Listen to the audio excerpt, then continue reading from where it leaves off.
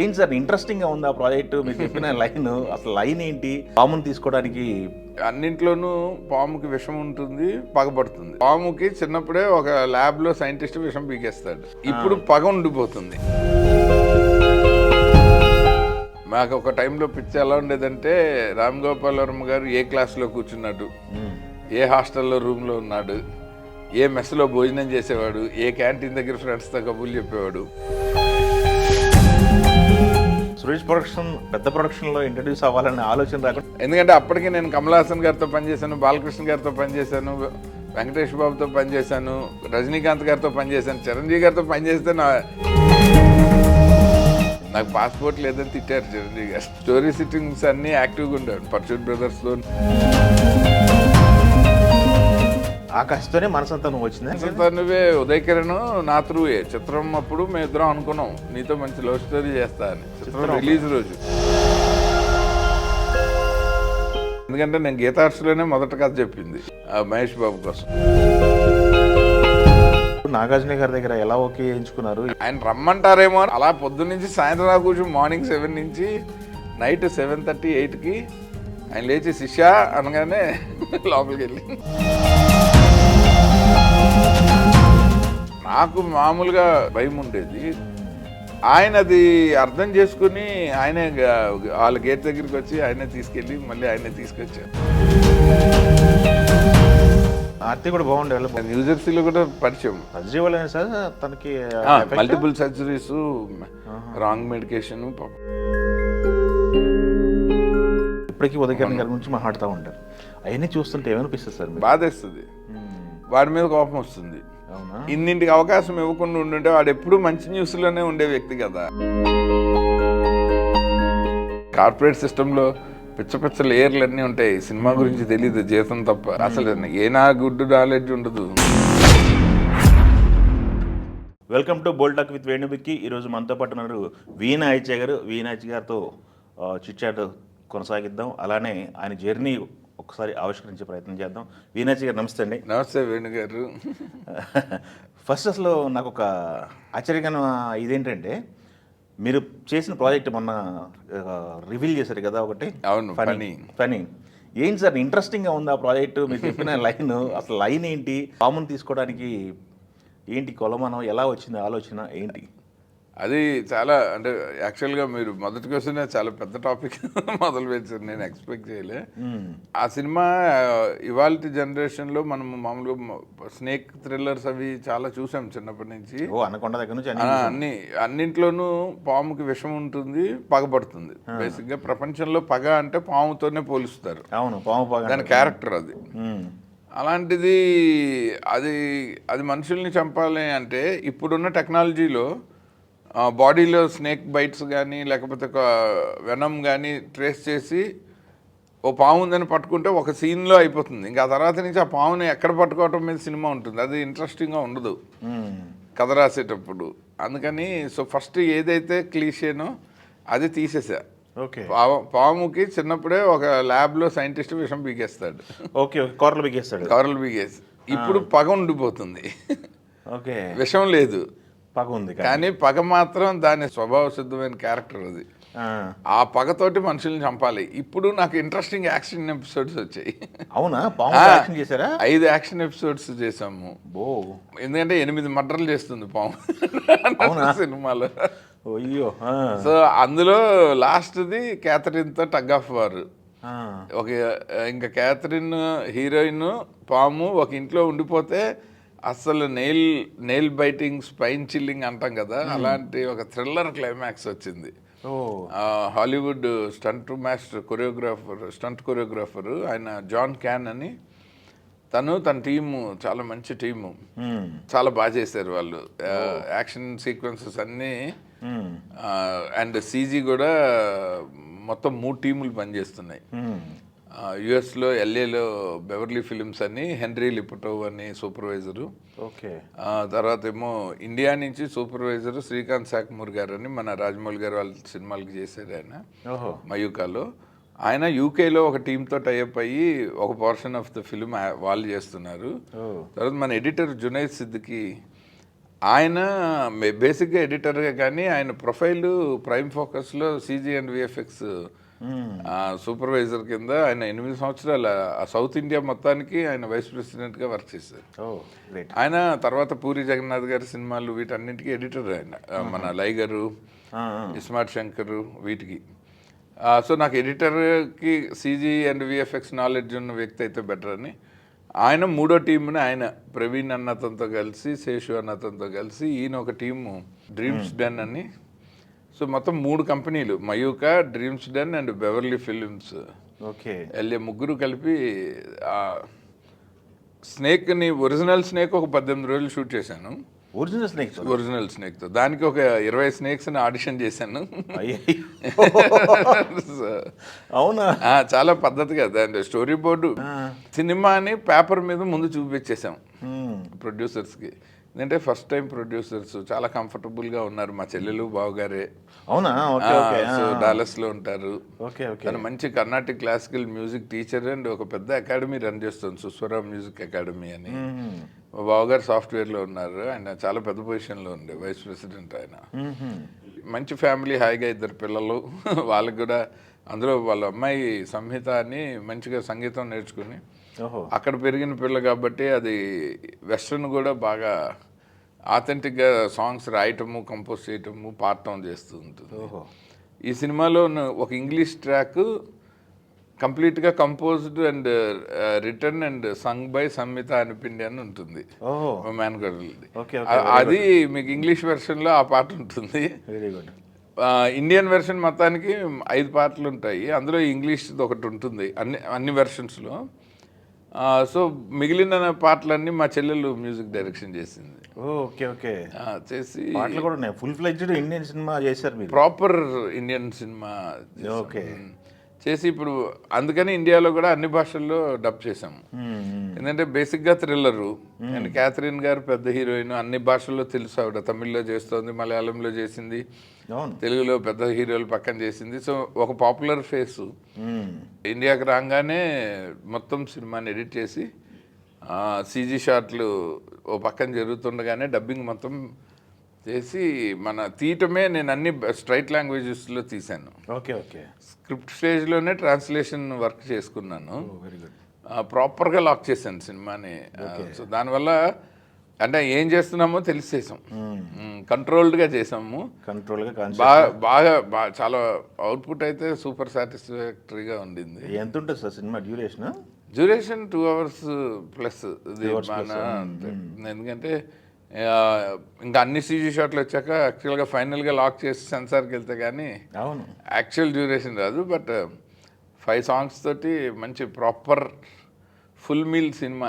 థ్రిల్లర్స్లో proper intense thriller.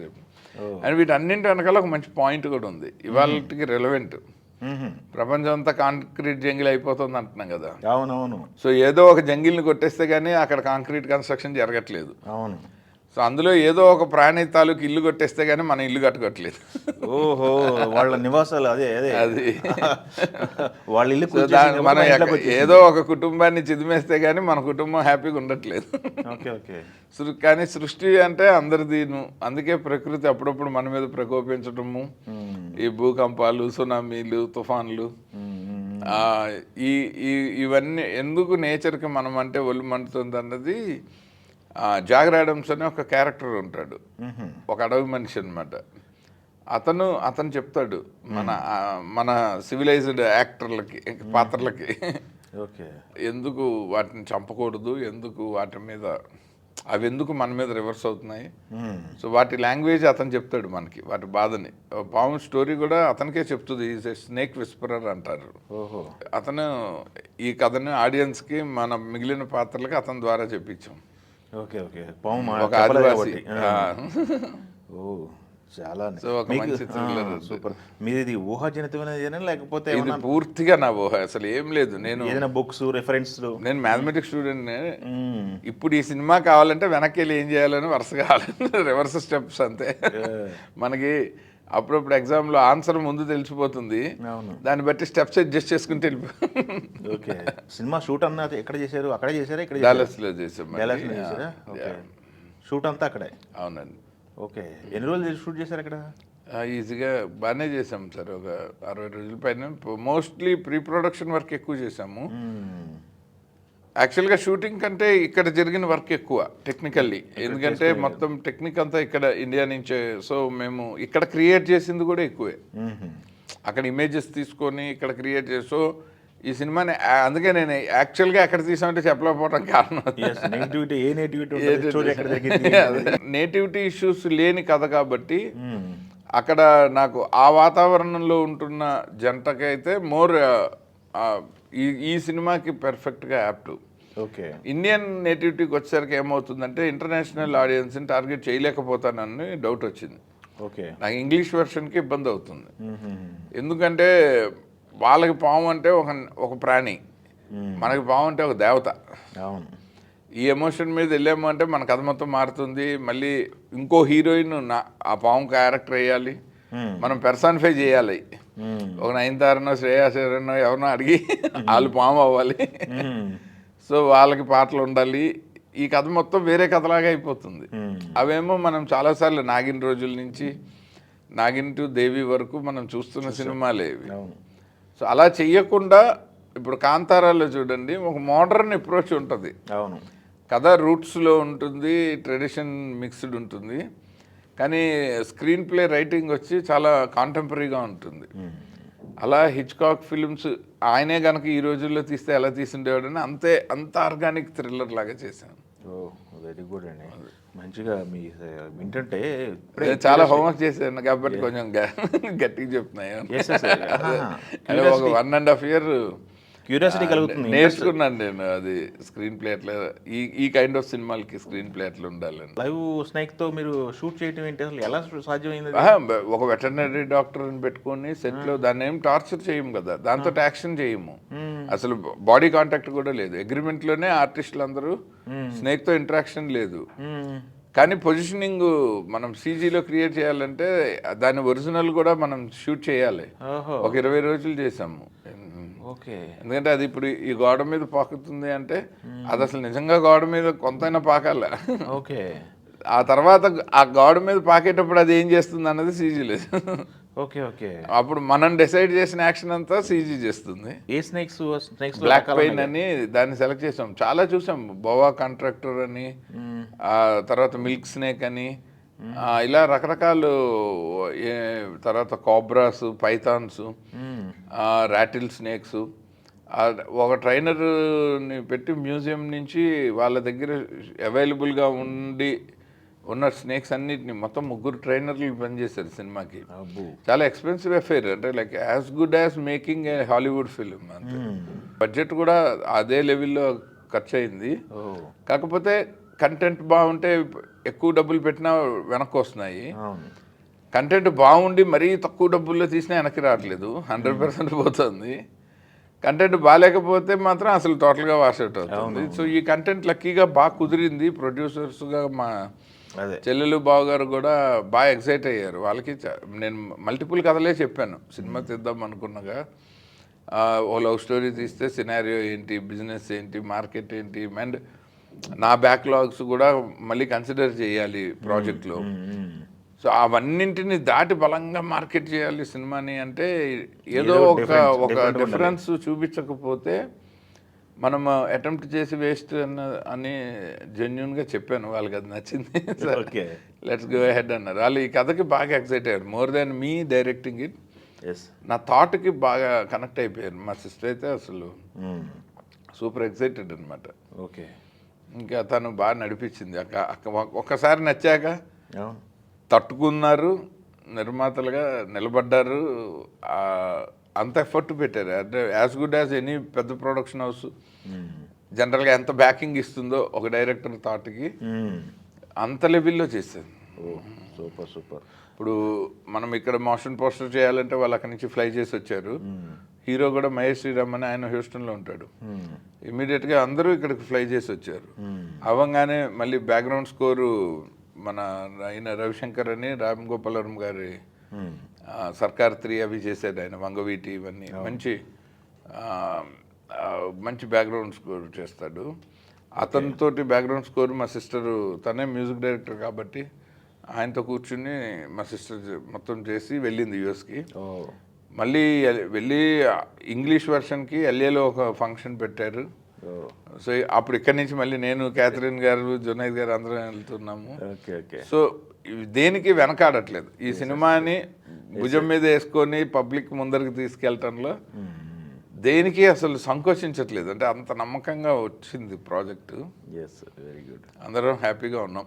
Yes yes తెలుస్తుంది అమ్మా మీకు ప్రాజెక్ట్ పైన ఉన్నటువంటి ఇవన్నీ కూడా మీ మాటలో తెలుస్తుంది. కాన్ఫిడెన్స్ కనుక మార్నింగ్ షో పడే వరకు చిన్న టెన్షన్, లోపల ట్రాక్ రన్ అవుతుంది కానీ ఎస్ బట్ చూస్తున్నప్పుడల్లా ఎప్పుడైనా కొంచెం లోగా ఉంటే ఎడిటింగ్ రూమ్కి వెళ్ళిపోతా. చూడంగానే మళ్ళీ ఎనర్జీ వచ్చేస్తుంది. ఎన్ని సంవత్సరాలు అవుతుంది సార్ మన సినిమా ఫీల్డ్లోకి వచ్చి మీరు? దాదాపు నాకు తెలిసి నేను 92 డిగ్రీ పాస్ అయిన విజయవాడలో సిద్ధార్థ కాలేజీలో ఇమ్మీడియట్ వెళ్ళిపోయాను. 92 జూన్ జూలై అయిపోయింది. వెంటనే మెడ్రాస్. అక్కడి నుంచి 11 నెలల్లో భైరవ దీపం ఫస్ట్ సినిమాకి టైటిల్ పడే లెవెల్కి అసిస్టెంట్ డైరెక్టర్గా మొదట క్లాప్ కొట్టాను 93 మే 18కి. భైరవ దీపం అంటే పెద్ద క్లాసిక్గా సార్. అదే మొదటి సినిమా. అవునా? Okay okay. దాని ముందు అప్రెంటిస్గా బృందావనం షూటింగ్కి వెళ్తూ అలా టీంలో సెట్ అయ్యి రావుకొండరావు గారి త్రూ వెళ్ళాను. ఓకే. ఆయన బంధువా? కాదు మా నాన్నగారికి బాగా ఈ లిటరరీ సర్కిల్ బాగా ఉండేది. Okay okay. అవటానికి బ్యాంక్ ఆఫీసర్ అయినా, అలాగే ఏలూరులో మన మురళీమోహన్ గారు షూటింగ్లు అవి జరుగుతుండేవి. అక్కడ పక్కనే చాటపర్రో ఏదో ఒక ఊర్లో. అప్పుడంతా మా ఫాదరు వాళ్ళకి ఫెసిలిటేట్ చేసేవాళ్ళు. వాళ్ళకి ఏదైనా కావాలంటే బేసిక్గా మురళీమోహన్ గారికే బోల్ సర్కిల్. కానీ మా నాన్నగారికి సినిమా ఇంట్రెస్ట్.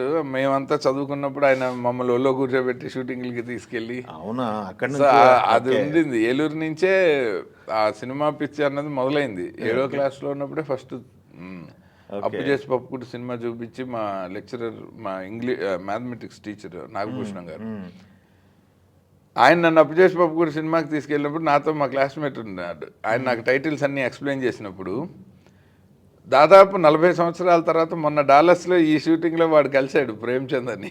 అవునా? Okay okay. కలిసి ఒరే నువ్వు నీ ఇంటర్వ్యూలో నాగభూషణం గారి గురించి చెప్తావు, ఆ సీన్కి నేనే విట్నెస్ అని. వాళ్ళ మిస్సెస్ ఇంకో ఫ్రెండ్ ఒక ఆయన ఉన్నారు సురేష్ గారు అని, వాళ్ళ ఇంట్లో భోజనానికి వెళ్ళినప్పుడు వాడు వాళ్ళకి చెప్తుంటే నాకు ఎక్కువ ఆనందం. ఆ సీన్లో నేను కూడా ఉన్నానని చెప్పాడు వాడు. అమ్మ పోనీలే. వాడి ఇదే కలవటం. ఈ ఆఫ్టర్ సో మెనీ ఇయర్స్ డాలస్లో సెటిల్ అయ్యి సాఫ్ట్వేర్లో మంచి పొజిషన్లో ఉన్నా. సో అలా మా ఆ ఇంట్రెస్ట్ ఇంకా విజయవాడ ఇంటర్మీడియట్కి వచ్చేసరికి సిద్ధార్థ కాలేజీలో ఇంకా సినిమాలు first, college next level. Ram Gopal Varma గారు అప్పుడే మా సిద్ధార్థ ఇంజనీరింగ్ కాలేజ్ నుంచి ఆయన శివ సినిమాతో డైరెక్టర్ అవటం. మాకు ఒక టైంలో పిచ్చి ఎలా ఉండేదంటే రామ్ గోపాల్ వర్మ గారు ఏ క్లాస్లో కూర్చున్నాడు, ఏ హాస్టల్లో రూమ్లో ఉన్నాడు, ఏ మెస్లో భోజనం చేసేవాడు, ఏ క్యాంటీన్ దగ్గర ఫ్రెండ్స్తో కబుర్లు చెప్పేవాడు. ఆయన కూడా మళ్ళీ వెళ్ళుండడు, నేను వెళ్ళాను మొత్తం. శివ తర్వాత శివ క్షణ ఆ టైంలో ఆయన అంటే ఒక పిచ్చి క్రేజు. అంటే సినిమాని ఇలా తీయాలి అని నేర్పించినట్టుంటుంది. ఆ తర్వాత నేను సంగీతం గారి దగ్గర జాయిన్ అవ్వక ముందు వచ్చిన సూపర్ హిట్ ఆదిత్య 369. ఇంకా చూసి అప్పటికి విజయవాడలోనే ఉన్నా. ఓకే. కానీ ఎప్పుడు సంగీతం గారి దగ్గర జాయిన్ అవుతానని నేను అనుకోలే. ఓకే. రావికొండలరావు గారి దగ్గరికి వెళ్ళి నన్ను ఎక్కడో ఒకటి పెట్టండి అంటే ఆయన ప్రొడక్షన్ ఇన్ఛార్జ్గా ఉన్నారు, నిర్మాణ సంచాలకుడు అండ్ మాటల రచయిత ఆయన పేరే ఉంటుంది. చందమామ విజయ కంబైన్స్ అంటే విజయవారి సంస్థని వాళ్ళ అబ్బాయి బి వెంకటరామరెడ్డి గారు మళ్ళీ రివైవ్ చేశారు బ్యానర్. సో అలా భైరవ దీపంకి అవకాశం వస్తే అసలు నాకు మర్చిపోయింది. అప్పటికే సంగీతం గారు అంటే విచిత్ర సోదరులు, అవును, పుష్పక విమానం, ఆ అమావాస్య చంద్రుడు, సొమ్మొకటిది సోకొకటిది, ఆయన జర్నీ అంతా తెలుసు as a director. Great legendary director. కానీ నేను ఎప్పుడు అసలు ఊహించలేదు ఆయనతో కలిసి నేను వర్క్ చేస్తానని. కానీ ఈ రోజుకి నాకు ఆయన అంటే అదే ఫ్యాన్ మూమెంట్ ఉంటుంది. ఆయన ఫోన్ చేసి మాట్లాడినా, మొన్న కూడా కాల్ చేశారు, అదే ఆదిత్య 369 రిలీజ్ అవుతుంటే చాలాసేపు మాట్లాడుకున్నాము ఫోన్లో. బట్ ఇప్పటికే ఆయనతో మాట్లాడితే ఆ ఎగ్జైట్మెంట్ ఉంటుంది నాకు. ఆయనతో వరుసగా నేను భైరవ ద్వీపం చేశాను, బృందావనం ఏమో షూటింగ్ చూశాను, శ్రీకృష్ణార్జున విజయం అని బాలయ్య బాబుదే, అదే బ్యానర్లో పౌరాణిక సినిమా చేశాను, ఓ అసోసియేట్గా చేశాను. ఆ తర్వాత తమిళ్లో నమ్మవర్ అని సేతుమాధవన్ గారి డైరెక్షన్లో కమల్ హాసన్ గారు హీరోగా అది వర్క్ చేశాను. ఓహో. అది తెలుగులో ప్రొఫెసర్ రసం కింద వచ్చింది డబ్బింగ్. తర్వాత దానికి బిఫోర్ రజనీకాంత్ గారితో తమిళ్లో ఫస్ట్ సినిమా మొదలు పెట్టారు ఆ బ్యానర్, ఓకే. ఉళైపాలి అని. దానికి రోజా గారే హీరోయిన్, ఆహా. భైరవ ద్వీపం రోజా గారి హీరోయిన్, కృష్ణార్జున విజయన్ రోజా గారి హీరోయిన్. ఆ. ఇంకా ఆవిడ ఎటు చూసినా ఆవిడే కాబట్టి అన్ని షూటింగ్లోనూ ఉండేవాడిని. ఒక ముఖ పరిచయం ఉంటే ఇంకా మన షూటింగ్ ఇంకో వాళ్ళ షూటింగ్ లేదు, వెళ్ళి ఏదో ఒక పని చేసేయటమే. ఓకే. ఒక ఫేస్ తెలియాలి మన బయటకు పొమ్మనుకుంటా. మెయిన్ హీరోయిన్నే మన చూసి హాయ్ ఎలా ఉన్నావు అనగానే ఇంకా సెటిల్ అవ్వడు, మన జోలికి వచ్చేవాడు కదా. హీరోయిన్ గా ఉన్న పెద్ద అప్పటికి మెయిన్ హీరోయిన్ కదా అదే ఇప్పుడు తను. సో న్యాచురల్లీ అది వచ్చేస్తుంది. ఓకే. అలా అఫీషియల్గా చేసిన సినిమాల్లో ఏమో ఇవైతే, అన్అఫీషియల్గా వాహిని స్టూడియోలో జరిగిన ప్రతి షూటింగ్కి నేను అసిస్టెంట్ డైరెక్టరే. ఓ వెరీ గుడ్. సంగీతం గారి దగ్గర మరి ఎలా ఉండేది సార్ డైరెక్షన్? ఒక్కొక్క డైరెక్టర్కి ఒక్కొక్క శైలి ఉండేది కదా, సంగీతం గారి శైలి ఎలా ఉండేది? సంగీతం గారిది చాలా ఆర్గానిక్. ఆయన ఇప్పటికీ అసిస్టెంట్ డైరెక్టర్లోనే అండి అని పిలుస్తున్నాడు. చాలా సంస్కారవంతంగా ఉంటుంది ఆయన. ఒకరు జయంత్ సి పరంజీ గారు ఒకరు, వీళ్ళిద్దరి దగ్గర కామన్గా చూసింది ఏంటంటే అసలు హ్యూమన్ రిలేషన్స్ ఎక్స్ట్రాడినరీగా ఉంటాయి వాళ్ళవి. వాళ్ళ అసలు గొడవ నేను జయంత్ గారి దగ్గర ఏడ్చిన సందర్భం, ఆయన నన్ను బాగా తిట్టారని నేను ఫీల్ అయిన సందర్భం చెప్తే నవ్వుతారు ఇప్పుడు. అవునా? ఏంటమ్మా ఇది అన్నారు అంతే. ఆయన అది కూడా ఇప్పుడు అనలేదు, ఏడ్చారు. ఎందుకు? ఏదో తప్పు చేసినందుకు అది గుర్తులేదు కానీ, అంటే ఆయన ఆయన సైడ్ నుంచి హయ్యెస్ట్ తిట్టది అంటున్నాను. ఓకే. అంటే అంత సెన్సిబుల్గా ఉంటుంది. సంగీతం గారు అయితే అసలు అది కూడా అనలేదు ఆయన. అండ్ సంగీతం గారి దగ్గర బెస్ట్ క్వాలిటీ ఏంటంటే ఓపెన్గా డిస్కస్ చేస్తారు ఆయన. ఎలా అంటే స్టోరీ ఓన్లీ రైటర్కి చెప్పటము, షార్ట్స్ అనగానే ఓన్లీ కెమెరామెన్కి చెప్పటము, మ్యూజిక్ సిట్టింగ్ అంటే ఓన్లీ మ్యూజిక్ డైరెక్టర్ మాధవపేట సురేష్ గారితో ఆయన సపరేట్గా కూర్చోటము, ఇది ఉండదు. ఆయనది ఒక దర్బార్ లాగా ఉంటుంది. ఆ ప్రొడక్షన్ ఎగ్జిక్యూటివ్ తాండవ్ గారు ఉండాలి, ఆయన డైలాగ్ రైటర్ రావు కొండలరావు గారు ఉండాలి, ఆ పాట రాస్తున్న సీతారాం శాస్త్రి గారు అయితే ఆయన, వేటూరు గారు అయితే ఆయన, వెన్నెలకంట గారు అయితే ఆయన ఉండాలి, కో డైరెక్టర్ పూర్ణ గారు ఉండాలి, చీఫ్ అసోసియేట్ సాంబశివరావు గారు ఉండాలి, అసోసియేట్ రవిప్రకాష్ గారు ఉండాలి. ఈవెన్ ఆఫ్ ద షూట్ సెట్లో కాదు, ఆ ఒక్కొక్క సిట్టింగ్ డైలాగ్ రైటర్కి సీన్లు డిస్కస్ చేసేటప్పుడు 11-12 మందిని కూర్చోబెట్టేవారు. అందులో మళ్ళీ ఆర్ట్ డైరెక్టర్ పేకేట్ రంగా గారు కానీ చలంగారు కానీ ఆయన ఉండాలి, విక్రమ్ ధర్మ ఫైట్ మాస్టర్ ఆయన, కబీర్ లాల్ గారు కెమెరామెన్. కబీర్ లాల్ గారు అసలు ఆయన విపరీతంగా ఎంకరేజ్ చేసి నాకు క్లాప్ ఎక్కడ పెట్టాలి, ఎట్లా పెట్టాలి, ఇవన్నీ ఆయనే అనమాట. సో భైరవ ద్వీపం అనేది ఒక వైభవంగా జరిగింది. లైక్ అంటే ఆ విజయవారి స్టైల్లో అందరిని ఇన్వాల్వ్ చేస్తూ జరిగింది. అది నాలాగా ఇండస్ట్రీ కొత్తగా వెళ్ళినాడికి పెద్ద అడ్వాంటేజ్. మన జనరల్గా రానియకపోతే మనం ఏం చేయలేము. ఎట్లా తీసారు ఈ షాట్లని? ఇప్పుడు మరగుజ్జు క్యారెక్టర్లు ఉంటాయి, 10 బాలయ్య బాబు గారికి వెంకీ ఫ్రెడరిక్ అని ఇద్దరు టెక్నీషియన్లు బాంబే నుంచి వచ్చేవారండి. వాళ్ళు పెద్ద టీము. మొత్తం ఒక టెక్నిక్ అంటే ఒక ఎపిసోడ్కి ఒకే టెక్నిక్లో తీయలేదు ఆ సినిమాని. కొన్నేమో కబీర్ లాల్ గారు మిచ్చల్ కెమెరా వేసుకుని in camera tricks, lighting mask చేసి తీసేవాళ్ళు. కొన్నేమో ఇప్పుడు మనం గ్రీన్ మ్యాట్ చూస్తున్నాం కదా, అప్పట్లో బ్లూ మ్యాట్ ఉండే ఫస్ట్లో, బ్లూని అరేంజ్ చేసేవాళ్ళం. ఈవెన్ టెలివిజన్లో కూడా క్రోమోకి చేయాలంటే బ్లూని చేసేవాళ్ళం బిగినింగ్లో. సో ఆ బ్లూ మ్యాట్ షాట్లు కొత్తగా వస్తున్న రోజుల్లో భైరవ ద్వీపం వచ్చింది. ఇంచుమించు సౌత్లో అసలు సీజీ షాట్ వాడిన ఫస్ట్ సినిమా అని చెప్పొచ్చు.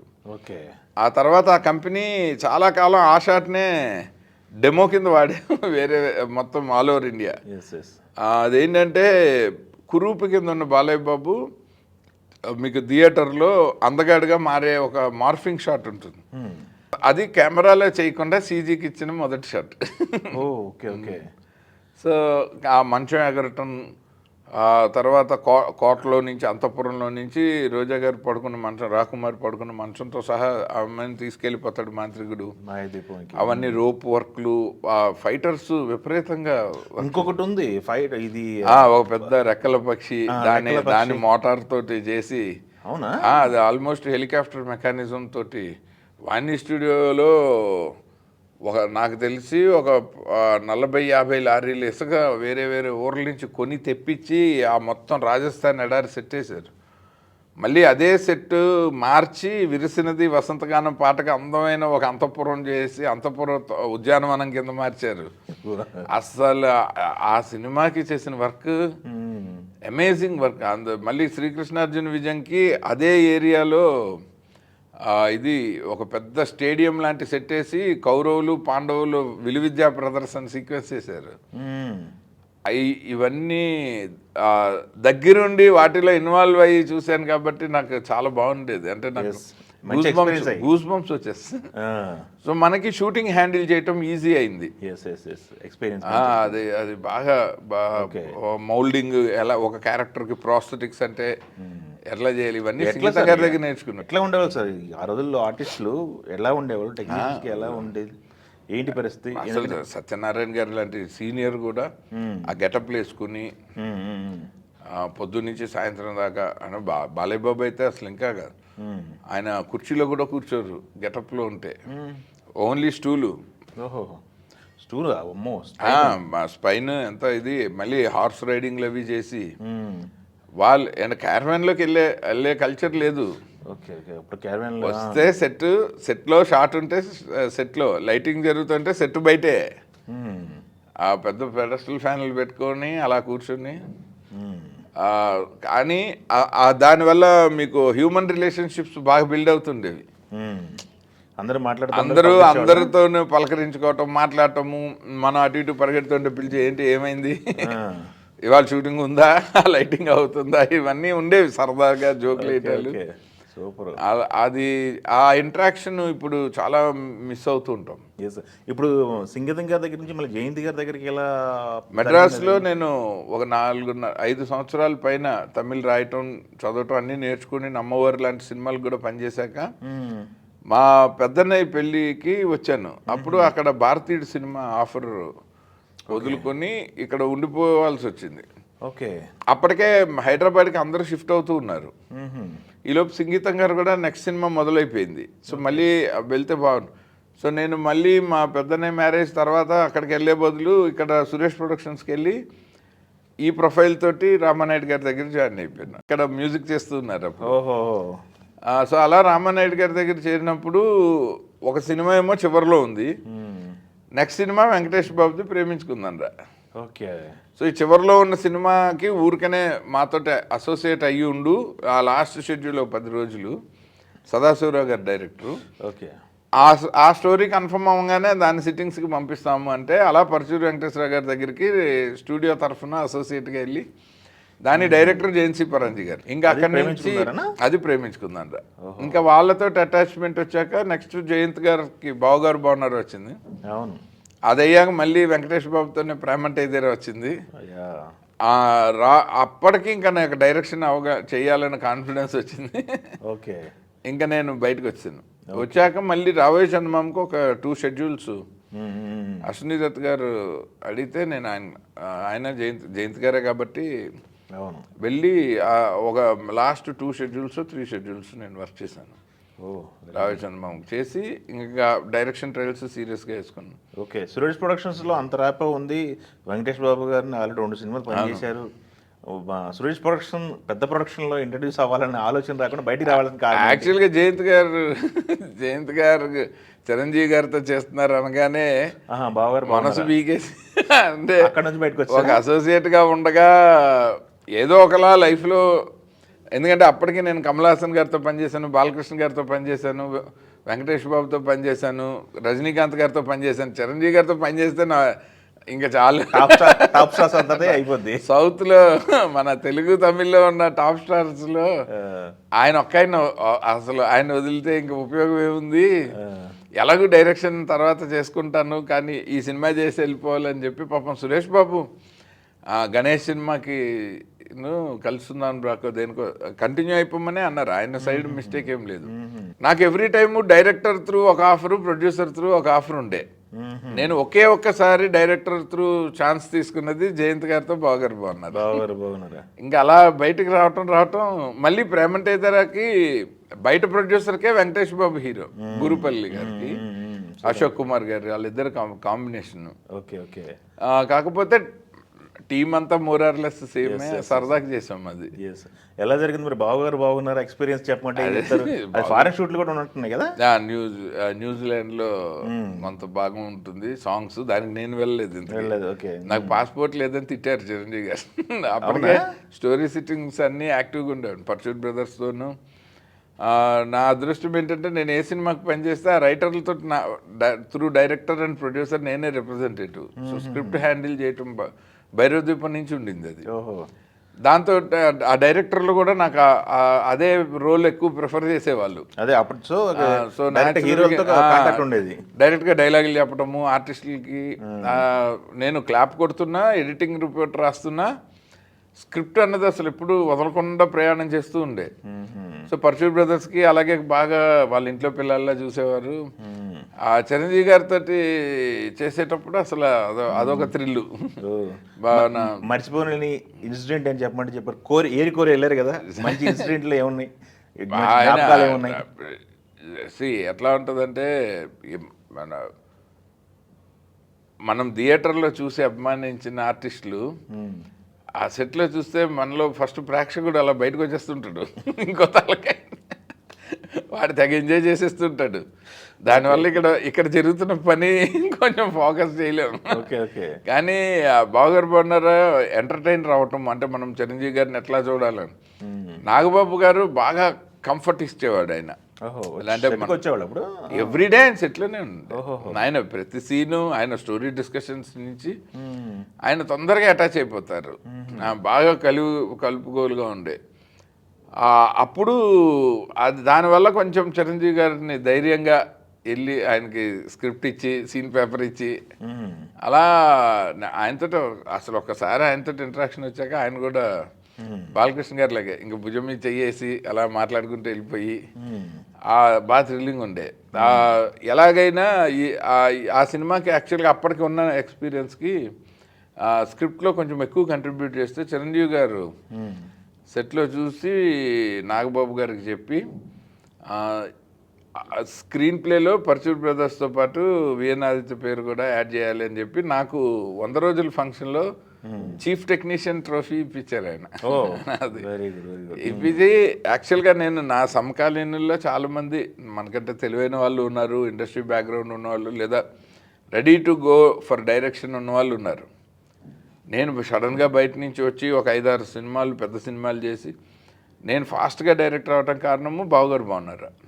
ఎందుకంటే ఆయన ప్రెస్ మీట్లో అప్పుడు నా గురించి చెప్తే ఈ టైటిల్ విఎన్ ఆదిత్య పెట్టాడు అసోసియేట్ డైరెక్టరు, చాలా సీన్స్లో అతని కంట్రిబ్యూషన్ ఉందని ఆయన బిఫోర్ రిలీజ్ ప్రెస్ మీట్లో ఆయనకు అవసరం లేదు. ఆయన చెప్పిన తర్వాత వాళ్ళు ఒక మ్యాగజైన్లో బాక్స్ వేశారు ఎవరి ఆదిత్య అని ఒక అసోసియేట్ డైరెక్టర్ గురించి మెగాస్టార్ నోటమ్మట ఇన్ని మంచి మాటలు వచ్చాయని వాళ్ళు ఒక బాక్స్ రాస్తే నాకు ఇండస్ట్రీలో టాప్ ప్రొడక్షన్ హౌసెస్ నుంచి 15-16 ఆఫర్లు ఫస్ట్ డైరెక్షన్ మాకే చేయాలని. Very good. నేను సెలెక్ట్ చేసుకోవాల్సి వచ్చింది. ఓకే. ఫస్ట్ సినిమా ఎలాంటిది చేయాలి, ఏ ప్రొడ్యూసర్కి చేయాలన్నది it was my choice than the producers choice. ఆ అదృష్టం కొత్త డైరెక్టర్లకు ఉండదు సాధారణంగా, రన్నింగ్ డైరెక్టర్లకే లేదు ఇప్పుడైతే. బట్ అప్పుడు నాకు ఆ ఫెసిలిటీ వచ్చింది అన్న కారణం అయితే 100% చిరంజీవి గారు. బాలయ్య బాబుతో చేసినప్పుడేమో ఆయన బి వెంకటరామరెడ్డి గారికి ఫస్ట్ చెప్పిన హీరో ఇతను డైరెక్టర్ అవుతాడు మీ బ్యానర్లోనే ఇవ్వండి అని. అది బాలకృష్ణ గారు చెప్పారా? అప్పుడు కృష్ణార్జున టైంలో ప్రెస్ మీట్లో చెప్పింది చిరంజీవి గారు. ఇది అసలు మొత్తం ఇండస్ట్రీ అంతా వైరల్ అయిపోయింది. ఒక అసోసియేట్ డైరెక్టర్ గురించి మెగాస్టార్ చెప్పటం ఏంటి అన్నది. సో ఆ రకంగా నాతో పనిచేసిన వాళ్ళలో నేను ఎక్కువ అదృష్టవంతుని ఫీల్ అవుతుంది. అక్కడ నుంచి ఫస్ట్ సినిమా మనసొంత నువ్వే. దానికి బిఫోర్ సిరివెన్నెల సీతారామ శాస్త్రి గారు నన్ను చిలుమూరి శాంతకుమార్ గారు అని ఆయనకి రెఫర్ చేసి వాళ్ళు అమెరికాలో సినిమా తీస్తున్నారంటే 2000లో ఎలాగో డైరెక్షన్ చేసేస్తావు కదరా నీకేమి ఇప్పుడు అప్పుడు కథలు అన్నీ రెడీగా ఉంటాయి. అంత బాండింగ్ బాగా అప్పటికే 17-18 పాటల పైన భైరవ ద్వీపం నుంచి ప్రేమంటే ఇదేరా వరకు వరుసగా ఆయన పాటలు రాయని సినిమా లేదు. నేనే రిప్రజెంటేషను అసోసియేట్ డైరెక్టర్గా ఆయన ఇంట్లోనే కూర్చుని అక్కడే తిరిగి అక్కడే పడుకుని ఆయన పాట రాసిస్తే పట్టుకెళ్ళి ఫేర్ చేసి సో బాగా ర్యాప్ ఉండే నేను నా ఫస్ట్ టైం డైరెక్షన్కి ఎలాంటి కథలు చేద్దాం అనుకున్నాను అవన్నీ ఆయనతో డిస్కస్ చేస్తుండేవాడిని. సో ఆయన అలా బాగా చేరదీశారు. ఆయన బాబాయ్ గారు ఆవిడని పిన్ని గారు అనే పిలిచేవాళ్ళం. Okay okay. సో అంత ప్రాక్సిమిటీ ఉన్న లెజెండ్ ఆయన. ఆయన ఇలా అమెరికాలో ప్రాజెక్ట్ జరుగుతుంది, వాళ్ళ అందరూ ఎన్ఆర్ఐలే తీద్దామని ప్లాను. కానీ ఒక టెక్నీషియన్ ఒకడు కావాలి సినిమా ఇండస్ట్రీ నుంచి. దానికి మళ్ళీ మాధవపల్లి సురేష్ గారే music director. Okay okay. Balu గారు పాటలు పాడారు, మంచి పాటలు. శాస్త్రి గారు సింగిల్ కార్డ్ రాశారు. ఆ సినిమాకి ఫస్ట్ టైం యూఎస్కి కో డైరెక్టర్గా వెళ్ళాను. ఓహో, అప్పుడు చిరంజీవి గారు పాస్పోర్ట్ లేదని తిట్టారు. ఆయన వల్లే వచ్చింది పాస్పోర్ట్. చిరంజీవి గారి వల్ల ఫస్ట్ పాస్పోర్ట్ ఆయన బావగారు బాగున్నారాకి ఫారెన్కి వెళ్ళినప్పుడు టీం అందరినీ చూసి ఆదిత్య అని అడిగితే పాస్పోర్ట్ లేదు. ఓ, అక్కడికి వెళ్ళిన తర్వాత వెళ్ళాక ఆయన వరకే అంటే ప్రతిదీ ఆయనకి చెప్పం కదా. ఆయన ఏదో షూటింగ్ నుంచి మన షెడ్యూల్కి వచ్చేసారు, వేరే షూటింగ్ చేస్తూ. మాస్టర్ ఏదో ప్యారలల్గా జరుగుతుండింది. Okay okay. వస్తే లేదంటే ఆ తర్వాత వచ్చాక ఆయన దగ్గర చిరంజీవి గారి దగ్గర ఒక ఆయన ఉండేవారండి. గీతా ఆర్ట్స్లో చార్టెడ్ అకౌంటెంట్ ఆయన. ఆయన చాలా చాలా మంచి ఆయన వచ్చి బాస్ తెగ తిట్టారు. ఆయన కూడా వెళ్ళారు న్యూజిలాండ్కి.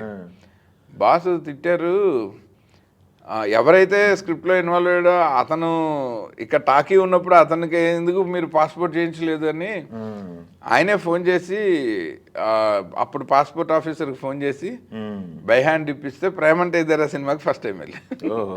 Very good. ఓకే. ఇంకా అక్కడి నుంచి తర్వాత రావిశన్మంకి జర్మనీ షెడ్యూల్కి వెళ్ళాను. సో ఇంకా వన్స్ పాస్పోర్ట్ ఉంది, ఫారెన్ ఎక్స్పీరియన్స్ ఉంది, సో అమెరికాకి అలా వాళ్ళు తీసుకెళ్లారు వీసా వేయించి. సో అమెరికాలో అది ఆ సినిమా చేయటం వల్ల ఈ రోజు వరకు యుఎస్లో నా friends and well wishers base పెరిగింది. అలా 40 రాష్ట్రాల్లో. అవునా? 40 స్టేట్స్ తిరిగాను. ఇంకెన్ని మిగిలి ఉంటాయి? 10-11 ఉంటాయి. ఇంకా స్టేట్స్ మిగిలినాయి తిరగాల్సినవి. అవి ఇంకా తిరగక్కర్లేదు. ఓకే. అంటే మన వాళ్ళ సంఖ్య లేకపోతే మనం వెళ్ళి వేస్ట్. 40 స్టేట్లో ఉన్నారా మన వాళ్ళు? చాలా బాగా. ఓకే. తెలుగు వాళ్ళు? తెలుగు వాళ్ళు లేని స్టేట్ లేదు. జాక్సన్ మిస్సిప్పిలో కూడా మా తాతగారు వాళ్ళు ఉన్నారు. వాళ్ళు ఎప్పుడో 1945 ఆ టైం నుంచే సెటిల్ అయిపోయారు. మా నాన్నగారు మేనమావ గారు కేఆర్ రావు గారు, ఇందిరా గారు అని. ఆయన ఫిజిక్స్లో ఆయన చేసిన థీసిసే యూనివర్సిటీలో టెక్స్ట్ బుక్ అమెరికన్ స్టూడెంట్స్కి. Okay okay. వాళ్ళు ఒక మోడర్న్ మిథునం జంట అని వాళ్ళ ఇంటికి వెళ్ళినప్పుడు ఆయనకే చెప్పారు. అవునా? ఆయన మన సినిమా పాటలన్నీ పార్క్లో స్పీకర్లో పెట్టుకుని వాకింగ్ చేస్తారు. ఆయన వెరీ ఇన్స్పైరింగ్ మ్యాన్. ఓకే. ఆయనకి నువ్వు నాకు నచ్చావు, నువ్వు లేక నేను లేను, మన మనసంతా నువ్వే, నీ స్నేహం, ఈ పాటలు అంటే చాలా ఇష్టం ఆయనకి.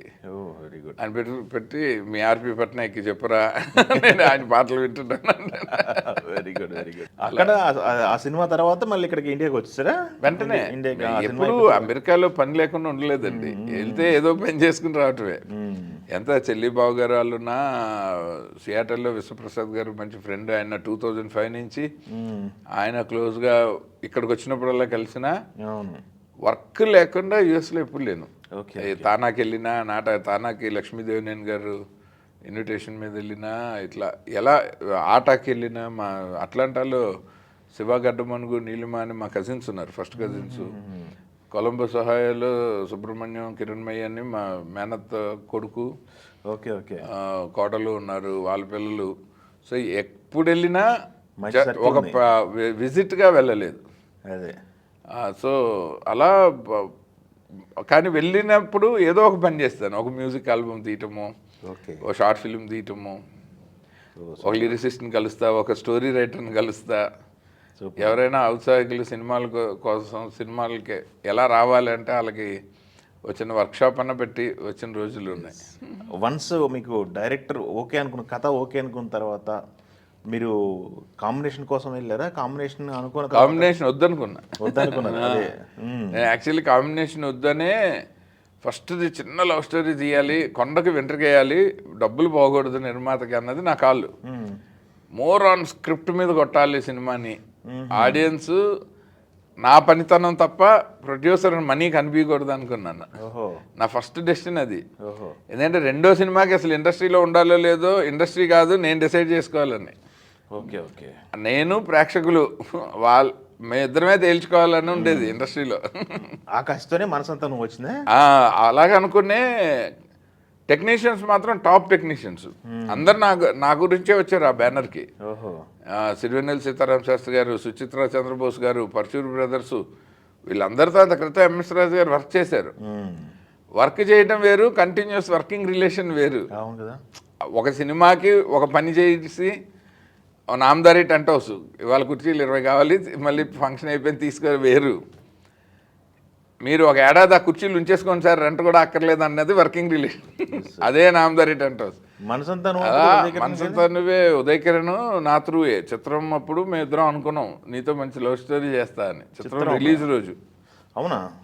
అదే అప్పుడు అక్కడే పరిచయం అవుతున్నావు. దశరథ్ మా మిత్రుడు దశరథ్ పర్చూర్ బ్రదర్స్ నుంచి గీతా ఆర్ట్స్, ఎండమూరి గారి దగ్గర నుంచి పర్చూర్ బ్రదర్స్, అక్కడి నుంచి గీతా ఆర్ట్స్, అక్కడి నుంచి తేజ గారి దగ్గర తేలాడు direction department cum writer. So RP Patnaik గారు సినిమాల్లోకి రాకముందే మేము ఇద్దరం ఒక సినిమా ఫస్ట్ సినిమా చేయాలి, నువ్వంటే నాకు ఇష్టం అని. Okay okay okay. అది షూటింగ్ కూడా మొదలవ్వకుండా ఆపేసాం బడ్జెట్స్ తేడా వచ్చి. సో అలా ఆర్పి గారు మొదట మ్యూజిక్ డైరెక్టర్ చేయాలి యాజ్ ఎ ఫ్రెండ్ అన్నది ఫస్ట్ డెసిషన్. అలాగే సిరివెన్నెల సీతారామ శాస్త్రి గారు బై డిఫాల్ట్ సింగిల్ కార్డ్ రాయాలి అన్నది ఫస్ట్ డెసిషన్. అప్పటికే చంద్రబోసు నేను చాలా క్లోజు, కానీ ఒక సినిమా సీతారామ శాస్త్రి గారు రాస్తే ఒక సినిమా చంద్రబోస్ గారు రాయాలి సింగిల్ కార్డ్, ఇట్లా అనుకుంటూ ఉండేవాడిని. అంతా మన ఇష్టమే అన్న భ్రమలో ఉంటాం కదా కప్పులో. తర్వాత ఇండస్ట్రీ నీకు అంత సీన్ లేదురా, నువ్వు ఇది చెయ్యి అంటే చెయ్యాలి, లేదంటే లేదు. సో అలా పర్చూర్ బ్రదర్స్ అంటే ఇంకా they are like family. Venkateswara గారు అయితే అచ్చం వాళ్ళ అబ్బాయిని ఎలా చూస్తారు, నన్ను అలా చూస్తారు. అలాంటి టెక్నీషియన్లు పడ్డారు. ఎస్ గోపాల్ రెడ్డి గారు, ఆయన నన్ను ఎంఎస్ రాజు గారికి పరిచయం చేసింది. కెమెరా నన్ను రెఫర్ చేసింది ఆయన, ఎందుకంటే నేను గీతార్ట్స్లోనే మొదట కథ చెప్పింది. ఓకే, మహేష్ బాబు కోసం. First time Mahesh Babu cinema చేద్దామని అనగా వాళ్ళు అడిగితే ఎస్ గోపాల్ రెడ్డి గారితో ర్యాపో జయంత్ గారి దగ్గర. సో ఆయన ఎంఎస్ రాజు ఒక కొత్త డైరెక్టర్, ఒక లో బడ్జెట్ సినిమా తీద్దామని చూస్తున్నాడు, నువ్వు అదే థాట్ ప్రాసెస్లో ఉన్నావు కాబట్టి మహేష్ బాబు 1.5 years వెయిట్ చేయాలి అని అన్నారు.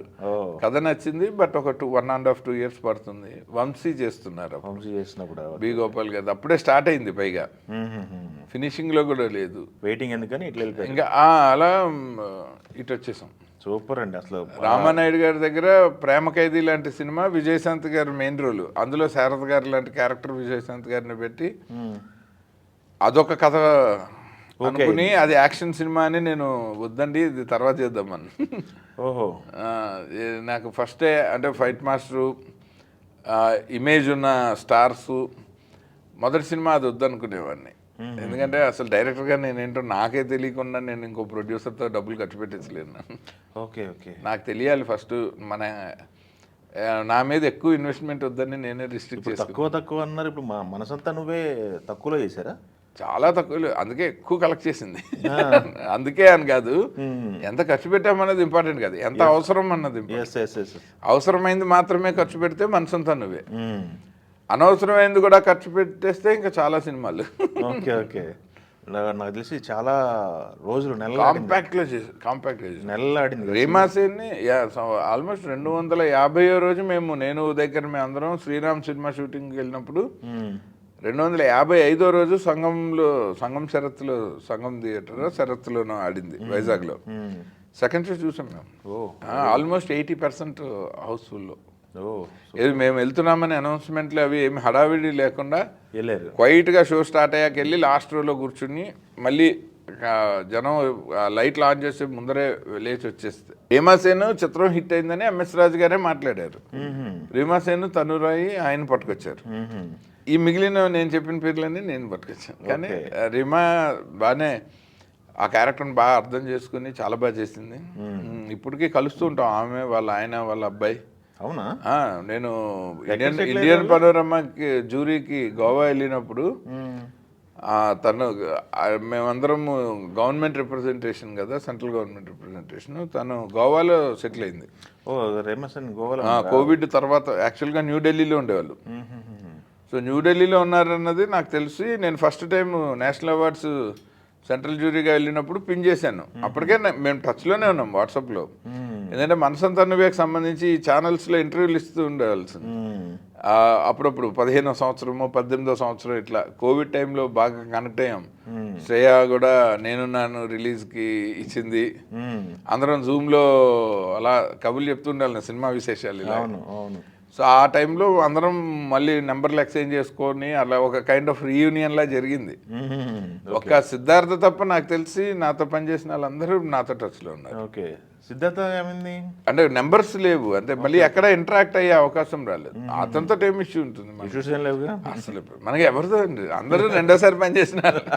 రేమా అయితే నాకు తెలిసి 3 సార్లు, అనిత అంతే, నాగార్జున గారు 2 సార్లు, నవదీప్ 2 సార్లు, ఉదయ్ కిరణ్ 2 సినిమాలే. ప్రొడ్యూసర్లు కూడా అందరూ 2 సినిమాలు తక్కువ చేయలేదు నాతో. Okay, very good. రిలీజ్ చేయకుండా పీపుల్ మీడియా ఫ్యాక్టరీయే నాతో 3 సినిమాలు చేసి. నా రిలేషన్షిప్ చాలా స్ట్రాంగ్ ఉంటుంది కాబట్టి. ఓకే ఓకే, అది అందులో తప్పు ఉండదు, అందులో అబద్ధం ఉండదు. అందుకని ఉదయ్ కిరణ్ అప్పుడు మీరు చేస్తున్నప్పుడు అప్పుడే రేజ్ అవుతున్న కొత్త కుర్రోడు. ఆ కొత్త కుర్రోడు మార్కెట్ క్యాల్కులేషన్స్ ఇవన్నీ వెళ్ళారు, మీరు వర్కౌట్ అయ్యి గట్టి కొట్టేశారు. మళ్ళీ తర్వాత శ్రీరామ్కి విషయానికి వచ్చినట్టయితే శ్రీరామ్ ఇంకొక వైడ్ రేంజ్కి వెళ్ళిపోయారు. పోలీస్ క్యారెక్టర్స్ ఏదో ట్రై చేసినట్టుండే కదా. శ్రీరామ్ యాక్చువల్ డైరెక్టర్ నేను కాదు. వాళ్ళు ఫస్ట్ దశరథ్ అనుకున్నారు. ఆ తర్వాత ఇంకొక 2-3 పేర్లు వచ్చాయి. మనసంతా నువ్వే డబ్బింగ్ అప్పుడు పాటలు హిట్ అయ్యాక పొరపాటున వీడి పేరు కూడా పనికొస్తుందేమో అని ఒక 50,000 అడ్వాన్స్ ఇచ్చారు. నేను తమిళ సినిమా చూసి ఉదయ్ కిరణ్ ఫస్ట్ లాక్డ్.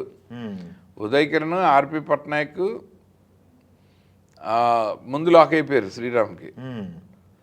ఉదయ్, సునీల్ ఆ సీడీ పట్టుకుని మా ఇంట్లో చూశారు. ఎందుకంటే నాకు తమిళ్ రాయటం చదవటం వచ్చంటే నేను ట్రాన్స్లేట్ చేసి సెకండ్ హాఫ్లో ఒక పోర్షన్లో ఇది బోర్ కొడుతుందని నేను లేచి వెళ్ళిపోయాను. మీరు చూడండి ఇంక ఇక్కడ నుంచి ఇది సినిమాలో వేస్ట్ అని, ఇంకా ట్రాన్స్లేషన్ కూడా వేస్ట్ అని వెళ్ళిపోయా. రీమేక్ చేశారా? రీమేక్ అది. దాని టైటిల్ దిల్. అది దిల్ రాజు గారికి, వినాయక్ గారి సినిమాకి ఇచ్చేసాం. అవునా? దానికి పెట్టాల్సిన టైటిల్ అది. ఇది లవ్ స్టోరీ కాదు, ఇది బాగోదని. అది విక్రమ్ గారి దిల్. అది అది దిల్ రాజు గారి ఇంటి పేరు అయింది. ఒక అవును. ఓకే, నెక్స్ట్ చూస్తే ఈ 2 ఒక బ్యాక్ అండ్ బ్యాక్ 2 సినిమాలు ఉదయ్తో. నెక్స్ట్ కట్ చేస్తే మళ్ళీ నాగార్జున గారితో ఎక్కడికి వెళ్ళిపోయారు. అవును, నాగార్జున గారి యాక్చువల్లీ మనసంతా నువ్వు అయ్యాక మొదలు పెట్టా చర్చలు మొదలయ్యాయి. ఆ సినిమా తర్వాత నాగార్జున గారి దగ్గరికి. యాక్చువల్గా చిరంజీవి గారిది, నాగార్జున గారిది ప్యారలల్గా జరుగుతుండేవి డిస్కషన్స్. ఏ కథ చేయాలి, ఎప్పుడప్పుడు చేయాలి అని. లేకపోతే నేను పరశు వెంకటేశ్వరరావు గారు, సత్యానంద్ గారు ఇలాంటి సీనియర్లు మనకి మెంటర్లుగా ఉన్నాం. అవును, నేను ఎక్కడ అడ్వాన్స్లు తీసుకునేవాను కాదు. తర్వాత 10 మంది వచ్చుంటారు, 27 28 వచ్చారు. 28 దాదాపు 2-3 తప్ప అందరికి వెనక్కి ఇచ్చానండి. ఆ 2-3 కూడా వాళ్ళు తిట్టి వద్దు అంటేనే ఆగాను. నాకు తెలిసి ఆ తర్వాత మూర్తి అని ఇప్పుడు ఇక్కడ ఉంటాడు నార్త్ కేరళలో మా ఫ్రెండ్, అప్పుడు ఐఐసిటీలో పిహెచ్డి చేస్తుండే రీసెర్చ్ స్టూడెంట్. అతను చందన బ్రదర్స్ బ్యాగ్లో పెట్టుకుని కొంత, బ్యాంక్ చెక్కులు పెట్టుకుని కొంత, ఒక మారుతి 800 వేసుకుని ఆఫీసులకి వెళ్ళి మర్యాదగా ఇచ్చొచ్చు. సినిమా చేయకుండా అడ్వాన్స్ తీసుకున్నాను. శివప్రసాద్ రెడ్డి గారి దగ్గర కూడా చాలా రోజులు ట్రావెల్ చేసాం. ఆయన రమ్మంటే నేను సొంత డబ్బులు వేసుకొని నేను తిరుపతి వెళ్తున్నాను, ఆయన కలవటం కోసం నేను ఓన్గా మనీ పెట్టుకొని మెడ్రాస్కి వేసుకుని, మెడ్రాస్ నుంచి కారు పెట్టుకుని తిరుపతికి వెళ్ళిపోయాను మా ఫ్యామిలీతో. అక్కడ జాయిన్ అయ్యి కానీ రూపాయి తీసుకోలే. అందుకే వాళ్ళకి ఇష్టం నేనంటే, ఎప్పుడైతే హీరో కథ ఓకే అంటాడో అప్పుడు అడ్వాన్స్ తీసుకున్నాను. అప్పుడు కూడా నా అన్ని సినిమాలకి ఇప్పటికీ ఇప్పుడు చేస్తున్న పనికి కూడా మొదట డబ్బులు రైటర్కే ఇప్పిస్తాను. ఎవరు ఆ సినిమాలో రైటరో ఫస్ట్ వాళ్ళకి అడ్వాన్స్ ఇస్తే ప్రొడ్యూసర్ నమ్ముతా. నాకు కోట్లు ఇచ్చేసి సినిమా ఖర్చు పెట్టకపోతే నాకు ఉపయోగం లేదు, మీకు ఉపయోగం లేదు అని చెప్పేవాడు. నాకు ఇచ్చి బ్లాక్ చేస్తారు. హీరో కథ ఓకే చేయడు, అడ్వాన్స్ తీసుకోడు. ఆ సినిమా ఉన్నట్టా లేనట్టా ఇప్పుడు నేనేమీ చేయటానికి ఉండదు. నేను ఎప్పుడు అట్లా చేయలే ఇండస్ట్రీలో. డే 1 నుంచి ఫస్ట్ హీరో అయితే హీరో సినిమా అయితే హీరోకి ఇచ్చేయండి, నెక్స్ట్ రైటర్కి ఇచ్చేయండి, థర్డే నేనున్నాను సినిమాకి మీకు ఒక పెద్ద మ్యూజికల్ హిట్ కదా సినిమా అది. అవును. మామూలు హిట్ కాదు. ఓకే, ఎట్లా సార్ అది ఆ ప్రాజెక్టు నాగార్జున గారి దగ్గర ఎలా ఓకే చేయించుకున్నారు? ఆ కథ నాగార్జున గారే ఫస్ట్ మాకు పంపించారు. ఆ కథ అక్కడి నుంచి మీ దగ్గరికి వచ్చిందే? మా దగ్గరికి భూపతి రాజా గారు ఆల్రెడీ ఆ బ్యానర్లో రెగ్యులర్ స్టోరీ రైటర్ ఆయన. మేము వెతుకుతున్నాం కానీ మాకు భూపతి రాజా గారు అనే ఐడియా లేదు. ఆయన స్ట్రైట్గా చిరంజీవి గారి సినిమాలు, నాగార్జున గారి సినిమాలు అన్నీ ఆయన జర్నీ అంతా హీరోలతోనే. హీరోకి ఆయన ఎన్ని కథలు చెప్పారో తెలియదు కానీ one fine day Shivaprasad Reddy గారు ఫోన్ చేసి బాబు కథ ఓకే అన్నాడు, ఒకసారి మీరు ఆఫీస్కి వస్తే వినేద్దామని అనగానే వెంటనే పరిగెత్తుకుని వెళ్ళి వింటే కథ చాలా బాగుండింది. నాకు డౌట్ ఏంటంటే ఇది ఒక హీరో సినిమాగా స్క్రీన్ ప్లే చేయటం కష్టం, ఎందుకంటే అమ్మాయి కదా. అవును. నాగార్జున లాంటి పెద్ద హీరో, అందులో మాస్ హీరో. శివప్రసాద్ రెడ్డి గారి బ్యానర్ అంటే నాగార్జున గారు అన్ని మాస్ సినిమాలను ఒక ఎక్స్పెక్టేషను. ఏది విక్కీ దాదా, అవును, వాణిశ్రీ గారు అత్త క్యారెక్టర్ వేస్తుంటారు, మీనా జట్కా క్యారెక్టర్, జట్కా క్యారెక్టర్ చేస్తుంటారు. అవును, అల్లరి బుల్లోడు అలాంటిది ఒకటి. అది పెద్ద హిట్ సినిమా, పాటలు పెద్ద హిట్, మామూలు పాటలు. అలాగా అన్ని వాళ్ళ కాంబినేషన్లు ఎదురులేని మనిషి వరకు ఫుల్ మాస్ సినిమాలు. చాలా సెన్సిబుల్. ఒక అమ్మాయి ఇంట్లోంచి పారిపోయి ఆ అమ్మాయిని ఫ్యామిలీ సొసైటీ డిజోన్ చేసుకుంటే ఒక హీరో పంచం చేరి ఒక నవవసంతం ఇలాంటివి వచ్చేవి కదా సూపర్ గుడ్ సినిమాలు. ఇది అలాంటి సినిమాలో ఒక మాస్ హీరోని పెట్టుకుని నేను ఏం చేస్తానన్న డౌట్ కొద్దీ నాగార్జున గారి దగ్గరికి వెళ్ళాను.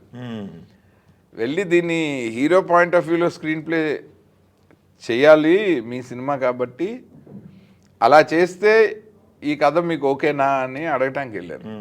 వెళ్తే నువ్వు 100% చెయ్యి, కన్విన్సింగ్గా ఉంటే ఈ కథ చేద్దాము, దానికేముంది, బట్ ప్రయత్నం అయితే చెయ్యండి అంటే వెంటనే పరశురు వెంకటేశ్వరరావు గారు నేను ప్రగతి రిసార్ట్కి వెళ్ళి కూర్చుని అలా కూర్చుని ఒకరోజు అక్కడ ఉండగానే శివరాత్రి వచ్చింది. ఓ 13-14 రోజులు కంటిన్యూస్గా కూర్చున్నాం, ఎక్కడా తెగటం లేదు. అయితే కథ అన్నా మార్చాలి లేదా స్క్రీన్ ప్లే అన్నా మార్చాలి అన్న కాన్ఫ్లిక్ట్లో ఉన్నాం. వెంకటేశ్వర గారికి ఇంక చిరాకు వచ్చింది. శివరాత్రి రోజు ఎలాగూ ఉపవాసం, ఆ రోజు అక్కడే పూజ అంతా చేసుకొని అలా వస్తే తలుపు దగ్గరికి వేసింది. నేను తీస్తే ఆయన రాసుకుంటున్నారు. సరే డిస్టర్బ్ చేయటం ఎందుకని వచ్చేస్తే, సాయంత్రం మళ్ళీ స్నానం చేసి ఉపవాస విరమణ చేస్తాం కదా పూజ, అప్పటి వరకు ఆయన బయటికి రాలే. నేను బయట కూర్చుని, ఇప్పుడు స్మార్ట్ ఫోన్లు లేవు, ఏమీ లేవు. ఆయన రమ్మంటారేమో అని అలా పొద్దున్నుంచి సాయంత్రం దాకా కూర్చుని మార్నింగ్ 7 నుంచి నైట్ 7:30, 8కి ఆయన లేచి శిష్య అనగానే లోపలికి వెళ్ళి అసలు ఒక ఫ్లోలో మొత్తం స్క్రీన్ ప్లే రాశానయ్యా, ఈ సినిమా ఇది హీరోకి చెప్దాం, చేస్తే ఇలాగే చేయాలి, లేకపోతే 12 అవర్స్ కూర్చున్నారు ఆయన. పైగా బోర్లో పడుకుని రాయటం, నేల మీద. ఆయన మంచం మీద పడుకుని రాయరు, కుర్చీలో కూర్చుని రాయరు. ఒక చాప్ వేసుకుని ఓన్లీ ఇక్కడ ఒక దిండు పెట్టుకొని ఎదురుగుండా ప్యాడ్ పేపర్లు పెట్టుకొని వాటర్ బాటిల్ పెట్టుకొని మధ్యలో కాసేపు ఇటు తిరుగుతారు, ఆలోచించుకుని మళ్ళీ అటు తిరుగుతారు అంతే. ఆయనకి ఇంకా మధ్యలో స్మోకింగ్ ఇవేమి ఉండవు కదా. ఇంకా ఆ శివరాత్రి కాబట్టి తినటానికి లేవాల్సిన అవసరం కూడా లేకుండా ఉపవాసం మొత్తం ఫ్లో. నేను అసలు కళ్ళ నీళ్ళు అదిరిపోయింది అసలు. ఇంకా ఆ రోజు రాత్రి ఆనందంగా ఫోన్ చేసి నెక్స్ట్ డే అపాయింట్మెంట్ తీసుకొని ప్రొడ్యూసర్కి హీరోకి ఇద్దరికి చెప్పాం. చెప్తే జస్ట్ గో అన్నారు అంతే. అది చెప్పాక ఇంకా అసలు హీరోయిన్స్ కూడా శ్రేయ అగర్వాల్. హీరోయిన్ చాయిస్ మీదేనా? శ్రేయ ఈ క్యారెక్టర్ చేస్తే బాగుంటుంది అన్నది నేను ఇష్టంలో ఫస్ట్ చూశాను. ఆ అమ్మాయి చాలా క్యూట్గా ఉండింది. తర్వాత దశరథ్ సంతోషంలో నాకు తొలిసారిగా పాట అది ఆ అమ్మాయి ఎక్స్ట్రాడినరీగా క్యారీ చేసింది, వెల్ కనెక్టెడ్. నాకు గ్రేసీ సింగ్ క్యారెక్టర్ కంటే సెకండ్ హాఫ్లో కొంచెమే ఉన్నది, శ్రేయ క్యారెక్టర్ ఎక్కువ నచ్చింది. ఈమె ఓన్లీ ఫ్లాష్ బ్యాక్లోనే వచ్చి వెళ్తుంది. సో అలా నేనున్నాను కథ అనుకోగానే మైండ్లో శ్రేయానే ఉండింది. ప్రొడ్యూసర్ కూడా అదే అనుకున్నారు, శివప్రసాద్ రెడ్డి గారు. వాళ్ళే మాట్లాడింది. మాట్లాడాక గ్లామరస్ హీరోయిన్కి ఎవరు బెటర్ అంటే ఆర్తి అగర్వాల్ అని మేము. అప్పుడు ఇంకో హీరోకి ఒక లవ్ లైఫ్ కావాలి, ఎందుకంటే ఆ అమ్మాయి సుబ్బరాజ్ క్యారెక్టర్ని లవ్ చేస్తూ ఉంటుంది. సో ఈయన అలా ఊరికనే వదిలే ఓ పెద్ద హీరోని పాటలు లేకుండా, ఫైట్లు లేకుండా, సీన్లు లేకుండా, రొమాన్స్ లేకుండా ఇట్లా అన్ని ఏరియాలు వచ్చేసాయి. దాంతో ఈ సీన్లు అన్నింటికి ఆర్తి అగర్వాల్ మొత్తం ఎక్కువ పాటలు ఆర్తికే ఉంటాయి. ఆర్తిక్ ఉంటే మధ్యలో ఒకటి ఒక వేణుమాధవాను నీకోసం పాట రెండే శ్రేయకి. శ్రేయక్ ఉంటే మధ్యలో ఇంకొక పాట ఉంటుందా? ఇంకొకటి మంచి బ్లెండ్ అది. ఈ అమ్మాయితో ఒక గ్లామరస్ లవ్ స్టోరీ స్టార్ట్ అయ్యి అలా ఓ సెన్సిబుల్ లవ్ స్టోరీకి టర్న్ అయ్యి ఆ లవ్ స్టోరీ తోటి ఎండ్ అవుతుంది. అది అసలు తెలియకుండా జరిగిన మిక్సర్ అది వెంకటేశ్వరరావు గారి మ్యాజిక్. హీరోయిన్స్, ఇద్దరు హీరోయిన్స్, ముగ్గురు హీరోయిన్స్ ఉన్నప్పుడు ఏం ప్రాబ్లం అవ్వట్లేదు సార్? క్యారెక్టర్ ఎక్కువ వెళ్ళిపోతుంది. మన వాళ్ళు యాక్చువల్గా బయట అట్లా అనిపిస్తుంది కానీ చాలా ప్రొఫెషనల్గా ఉంటారు. వాళ్ళల్లో వాళ్ళకి ఏమన్నా ఉండొచ్చు, అది దానికి మన సినిమా మన క్యారెక్టర్లే కారణం అవ్వవు. కానీ అప్పుడు కూడా చేసిన హీరోయిన్లు తెలుసు నాకు. అవునా? మాటలు లేకుండా మొహాలు చూసుకోకుండా ఉన్నా శోభన్ బాబు గారి పక్కన ఇద్దరు యాక్ట్ చేసిన హీరోయిన్లు ఉన్నారు. శారద గారు, వాణిశ్రీ గారా? కాదు ఆ జనరేషన్ అసలు మనకు ఐడియా కూడా లేదు కదా, తర్వాత జనరేషనే. అవునా? ఓకే. సో అలా అంటే ప్రొఫెషనలిజంకి వస్తే అంత ఆ పీక్లో ఉన్నా కూడా చేస్తారంటున్నాను మన ఇండస్ట్రీలో. అస్సలు బికాజ్ ఎందుకు అంటే everybody honours the producer and his investment అండి. ఏ కెపాసిటీలో ఉన్నా ఆ కెపాసిటీలో, ఒక లైట్ ఆఫీసర్ కింద ఉన్న అతని కెపాసిటీలో ఎవరైనా ఫస్ట్ అనుకునేది ప్రొడ్యూసర్ బాగుండాలి. ఎందుకంటే ఇంకో 4 సినిమాలు తీస్తాడు. నాగార్జున గారితో మళ్ళీ రిపీట్ బాస్ కూడా ఆయనే ఇలాంటి కథ చేద్దామని చెప్పారు ఆయన.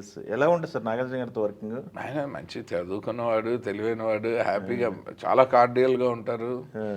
మంచి సంస్కారం ఆయనకి. ఎంత గొప్ప సంస్కారం అంటే నాకు కుక్కలు అంటే భయం. ఆయన ఏముంది అంత పెద్ద హీరో, అప్పటికే మేము అందా అసిస్టెంట్ డైరెక్టర్గా ఉన్నప్పటికీ ఆయన సూపర్ స్టార్. మేము చిన్నప్పుడే మనం హలో బ్రదర్లు అన్నీ చూసి ప్రెసిడెంట్ గారి పిల్లం అన్ని థియేటర్లో చూసి వచ్చిన వాళ్ళమే కదా ఇండస్ట్రీగా చదువుకుంటున్న రోజుల్లోనే. ఆయనకు అవసరం కూడా లేదు. నాకు కుక్కలంటే భయము కాబట్టి నాగార్జున గారు ఆఫీస్కి వచ్చినప్పుడు వచ్చి కలుస్తానని వాళ్ళ మేనేజర్కి చెప్పానని, ఆయన నెక్స్ట్ డే ఇంటికే రమ్మను అన్నారు. ఇంకా బాగోద్దులే ఆయన చెప్తే వెళ్ళాల్సిందే కదా అని వెళ్తే ఆయన బయట నుంచున్నాడు నేను వచ్చేట. 2 సినిమాలు 4.5 సంవత్సరాలు వాళ్ళ ఇంటికి ఎన్నిసార్లు వెళ్తే అన్నిసార్లు ఆయన బయటకు వచ్చి లోపలికి తీసి మళ్ళీ నన్ను దింపడం బయటకు. నేను భయపడతాను, నా కాళ్ళు చేతులు ఇలా వణికేస్తాయి అంత దూరంలో ఒక కుక్క కనపడితే. అమల గారేమో ఒక క్రికెట్ టీం లాగా ఒక 13-14 పెంచేవాళ్ళు. అవును, బయటగా అవి స్ట్రే డాగ్స్ను కూడా వాళ్ళు చేరదీసి వాటికి ఫుడ్ అది పెట్టి ఆ కుక్కని కొట్టకూడదు, తరమకూడదు, దాన్ని కసరకూడదు. ఈవెన్ అన్నపూర్ణ స్టూడియోలో కూడా ఎడిటింగ్ వెళ్ళినప్పుడు బయట అలా వచ్చి ఉంటే అవి వాటిని అసలు అలా వదిలేయాలి. అక్కడ ఒక పాము ఉంటే కూడా దాన్ని టచ్ చేసేవాళ్ళు కాదు. వాళ్ళు పర్యావరణ ప్రేమ ఉండటం వల్ల వాళ్ళు అన్నింటినీ ఈక్వల్గా చూస్తారు. దాంతో నాకు మామూలుగా భయం ఉండేది. ఆయన అది అర్థం చేసుకుని ఆయనే వాళ్ళ గేట్ దగ్గరికి వచ్చి ఆయనే తీసుకెళ్ళి మళ్ళీ ఆయనే తీసుకొచ్చేవాళ్ళు. సో అంత అది అవసరం అంటే ఎంతో సంస్కారం ఉంటే తప్ప అది అవసరం లేదని నాకు చాలా ఆనందంగా ఉండేది. ఆయన చాలా మంచి మంచి విషయాలు నాకు అంటే ఒక పెద్ద హీరో కెపాసిటీలో కాకుండా ఒక బిగ్ బ్రదర్ కెపాసిటీలో లైఫ్లో పర్సనల్గా చాలా విషయాలు ఆయనే చెప్పారు నాకు. ఆ 4.5 yearsలోనే ఆయన చాలా పనికొచ్చే విషయాలు చెప్పారు. అంటే మనకి కూడా అప్పుడే కెరీరు, నాకు ఇండస్ట్రీకి వచ్చే ముందు మంచి ఎక్స్పీరియన్స్ ఉండింది. లైక్ సంగీతం గారి దగ్గర, రావుకొండరావు గారి దగ్గర, జంజాల్ గారి దగ్గర, పర్చూర్ బ్రదర్స్, సత్యానంద్ గారు, జయంత్ గారు, వాళ్ళందరూ ఆల్రెడీ ఇండస్ట్రీలో ఎస్టాబ్లిష్డ్ వాళ్ళ దగ్గర నాకు మంచి ఒక క్లియర్ ఫ్రీడమ్ ఉండింది. నేను ఎప్పుడైతే ఇండివిజువల్ కెపాసిటీలో నేను టెక్నీషియన్ అయిపోయిన తర్వాత డెసిషన్ మేకింగ్స్లోనూ అక్కడ నేను చాలా ఫంబుల్ అయిపోయాను. అంటే నాకు ఇది తెలీదు, హౌ టు మేనేజ్ మార్కెట్, మనం ఒక హై ప్రొఫైల్ ఎలా మెయింటైన్ చేయాలి, ఇది show business. End of the day నేను ఎట్లా ఉంటున్నానో అదే నా కెరీర్ అవుతుంది. ఇవన్నీ మనకు మైండ్లో అసలు తెలిస్తావు. నాగార్జున గారు పోసుకొచ్చినట్టు చెప్పేవాళ్ళు. ఆయన అసలు హౌ టు బిహేవ్, ఎందుకంటే ఆయన ఒక పెద్ద సూపర్ స్టార్ సన్ కింద వచ్చారు కదా. సో ఆయనకి తెలుసు ఇండస్ట్రీ మన ఎప్పుడెప్పుడు రెస్పెక్ట్ చేస్తుంది, ఎప్పుడెప్పుడు చేయదు. సో ఆ పల్స్ కానీ లైఫ్లో మనతోటి మన ఇంట్లో వాళ్ళు ఎలా ఉంటారు, సడన్గా మనం పైకి వస్తే మన చుట్టూ ఉన్న వాళ్ళు ఎలా ఉంటారు, సడన్గా మనం లోగా ఉంటే మన చుట్టూ ఉన్న వాళ్ళు ఎలా మారుతారు, ఇట్లాంటి లైఫ్ లెసన్స్ ఆయన చాలా చెప్పేవాళ్ళు. ఓ నాకు ఆయన చెప్పినట్లు నాకు బాగా ఇప్పటికీ నేను చాలామందికి చెప్పింది ఏంటంటే, మనం పడుకుంటే మందు తాగకుండా మందులు వేసుకోకుండా నిద్ర వస్తే you are the richest person అన్నాడు ఆయన. Very good. ఓకే. అంటే ఇంకో సహారా తీసుకోకుండా నిద్ర పట్టాలి. నాకు ఇప్పటికీ అది వస్తుంది. సో నేను అది అలా నిద్ర వచ్చిన రోజు నేను చాలా హ్యాపీ ఫీల్ అవుతాను, అమ్మయ్య అని. ఓకే. నా 9:30, 10 అయితే నిద్ర వచ్చేస్తుంది. ఓకే. మార్నింగ్ 4:35 అయితే అలారం లేకుండా మెలకు వస్తుంది. సో ఇది చాలే అనుకుంటా. Very good, very good. ఆయన బాగా చెప్పేవాళ్ళు. అంటే ఆలోచనలు కొన్నిసార్లు మనం అనుకున్నది ఇప్పుడు మీరు ప్రేక్షకుడిగా మీకు నచ్చదు, నాకు థాట్ వస్తుంది, వెంటనే నేను దానికి ఎమోషనల్గా ఫీల్ అయ్యి ఒకటి మిమ్మల్ని బ్లేమ్ చేయకూడదు, మీకు చూడటం రాలేదు అనకూడదు. రెండోది మీకు నచ్చలేదు కాబట్టి ఇంక నేను ఎందుకు పనికి రాకూడదు అని నేను అనుకోకూడదు. ఈ రెండు రాకుండా ఉండాలి అంటే ఒకటే మార్గం, నువ్వు మళ్ళీ ఇంకోటి ఆలోచించటమే అన్నాడు ఆయన. అది ఎంత గొప్ప లెసన్ అది. నువ్వు ఆలోచించింది వర్కౌట్ అయినా అవ్వకపోయినా don't ever get disconnected with your thoughts, keep thinking, keep writing. చెత్త అయినా చెదారమైనా ఆలోచించటం అనే అలవాటును పోగొట్టుకోకు నువ్వు క్రియేటివ్ ఇండస్ట్రీలో అన్నాడు ఆయన. నాకు అది ఇవాళ ఎంత హెల్ప్ చేసింది అది. అలా ఇలాంటివి ఆయన కొన్ని అంటే అద్భుతాలు ఉన్నాయి. కంపేరిటివ్ నేనున్నంతో కంపేర్ చేస్తే బాస్ అంత ఎక్స్పెక్టేషన్స్ ఉంది, అనుకున్నంత వెళ్ళలేదు కదా. అవును, ఎందుకంటే నన్ను అండర్ డాగ్ కింద వచ్చి కొట్టేసాం. అవును, ఇది ఏంటో తెలియకుండా వచ్చి కొట్టేశారు. ఇది అసలు దీనికి వచ్చేసరికి బీభత్సమైన ఎక్స్పెక్టేషన్లు. వీణ ఇచ్చారు, నాగార్జున గారి కాంబినేషన్, నయనతార, శ్రేయా శరణ్, చాలా కలర్ఫుల్ సినిమా అది. మన కెమెరా వర్క్ కూడా చాలా బాగుంది. శివకుమార్ అని తమిళ్లో టాప్ డైరెక్టర్. Okay okay. అతను అజిత్ గారి సినిమాలు వరుసగా 4 బ్లాక్ బస్టర్లు కొట్టాడు. అవును. రీసెంట్గా కంగువా సూర్య గారిది. తను మనకి కెమెరామెన్ అనమాట. నేనున్నానికి, బాస్కి, మనసు మాట విందుకి, శ్రీరామ్కి. ఓ సూపర్. సో జైనన్ విన్సెంట్ గారి శిష్యుడు. Okay okay. రావేశమ్మ అప్పుడు ప్రేమంటే ఎదురప్పుడు పరిచయం. అప్పుడు ఇన్స్టిట్యూట్ పాస్ అవుట్. నేను డైరెక్టర్ అయితే నువ్వే కెమెరామెన్ అన్నాను నేను. అలా 6 సంవత్సరాలు కలిసి ట్రావెల్ చేసాం. ఇప్పుడు మనం మీరు పనిచేసిన టాప్ మీ కెరీర్ బిగినింగ్ నుంచి చూసుకుంటే టాప్ స్టార్స్ అందరితో చేశారు. ఇప్పుడు మీరు టెక్నీషియన్ అయిన తర్వాత కూడా మంచి మంచి సినిమాలు చేశారు, మంచి హీరోలతో చేశారు. లేడీస్ అంటే హీరోయిన్స్ విషయానికి వచ్చినట్టయితే ఇప్పుడు ఈ పక్కేమో అందరూ ఆ టైంలో ఉన్నటువంటి బిగ్ హీరోయిన్స్ అందరితోనూ వర్క్ చేశారు. ఎవరు ఎలా ఉంటారు అంటే ఒక్కొక్కరి గురించి ఏం చెప్తారు? నయనతార, శ్రేయ. నయనతార నేను బాస్ సినిమాలో అమ్మాయి క్యారెక్టర్ ఎలా రాసానో ఆవిడ ఇవాళకి అలాగే ఉందనిపిస్తుంది నాకు. యాజ్ ఇట్ ఈస్, అంటే అంత యాప్ట్ అనమాట ఆవిడ. Very self respect. అసలు అంటే తనకి అంటే మరి ముక్కుసూటిగా మాట్లాడటము, సేమ్ ఒక పక్కన ఒక చిన్న ఇన్నోసెన్స్. నేను పనిచేసిన వాళ్ళలో కెమెరా రన్ అవుతుండగా కూడా నేను యాజ్ ఎ డైరెక్టర్ కెమెరా పక్క నుంచి టక టక టక ఎక్స్ప్రెషన్లు మార్చగలిగితే, ఇప్పుడు ఆల్ ఇండియా రేడియో ఛానల్స్ మార్చినట్టు అంత క్విక్గా అర్థం చేసుకొని రైట్ ఎక్స్ప్రెషన్ ఇచ్చిన యాక్ట్రెస్లో నయనతార నెంబర్ 1. నేను అసలు ఇలా కెమెరా నేను చెప్తున్నాను. సావిత్రి గారి గురించి మేము ఇండస్ట్రీకి వచ్చిన కొత్తలో వినేవాళ్ళము. ఒక క్లోజప్ పెడితే ఆవిడ మీద మొత్తం సినిమా కథ అంతా చెప్పేసి ఆవిడ కళ్ళల్లో. మరీ ఎగ్జాగరేషన్ అనుకోకపోతే నయనతార మీద ఒక క్లోజప్ పెడితే కూడా మనము బోల్ అంతా కన్వే చేయొచ్చు ఆడిటోరియంకి. చాలా వరకు కన్వే చేయొచ్చు మనం అనుకున్న ఫీలింగ్ని. ఓకే. ఆ అమ్మాయి మొహంలో అది ఉంది. ఓకే. అలా నాకు తెలిసి అది నేనేంటి నోటీస్ చేసి ఆ తర్వాత ఆవిడ కెరీర్ చూస్తే లేడీ సూపర్ స్టార్ ఇమేజ్ వరకు ఉట్నే రారు కదా. అంతమంది ప్రేక్షకులు ఆమెను అలా యాక్సెప్ట్ చేస్తే నాకు అది చాలా ఆనందంగా ఉంటుంది. ఎందుకంటే నేను చేసినప్పుడు ఫస్ట్ ఫుల్ లెంగ్త్ హీరోయిన్ ఆవిడ తెలుగులో చంద్రముఖిలో జ్యోతిక గారికి సెకండ్ కిక్, అలాగే లక్ష్మీ సినిమాలో సెకండ్ లీడ్ చార్మికి. First full length heroine for super star hero బాసే. అది ఆవిడకి చాలా కార్డియల్ రిలేషన్ ఉండింది. బాగా వర్క్ చేసాము. And she really loved the way I narrated the character to her. నేను ఆ డీటెయిల్ డిజైన్, ఆవిడ డ్రెస్ అటైర్ దగ్గర నుంచి ఆ క్యారెక్టర్ ఎలా మనకు వాణిశ్రీ గారు ఇవన్నీ రెఫరెన్స్లు ఉన్నాయి కదా, శారద గారు, విజయశాంత్ గారు. ఒక పవర్ఫుల్ ఉమెన్, ఒక యాటిట్యూడ్ ఉండాలి. అలా చూడంగానే ఆ కటౌట్లో భయం వేయాలి, ఈజీగా ఎక్స్ప్లాయిట్ చేసేలా ఉండదు కదా. ఆమెకి ఆ హోంవర్క్ అంతా బాగా నచ్చింది. సినిమా ఒప్పుకునే ముందే చెప్పింది.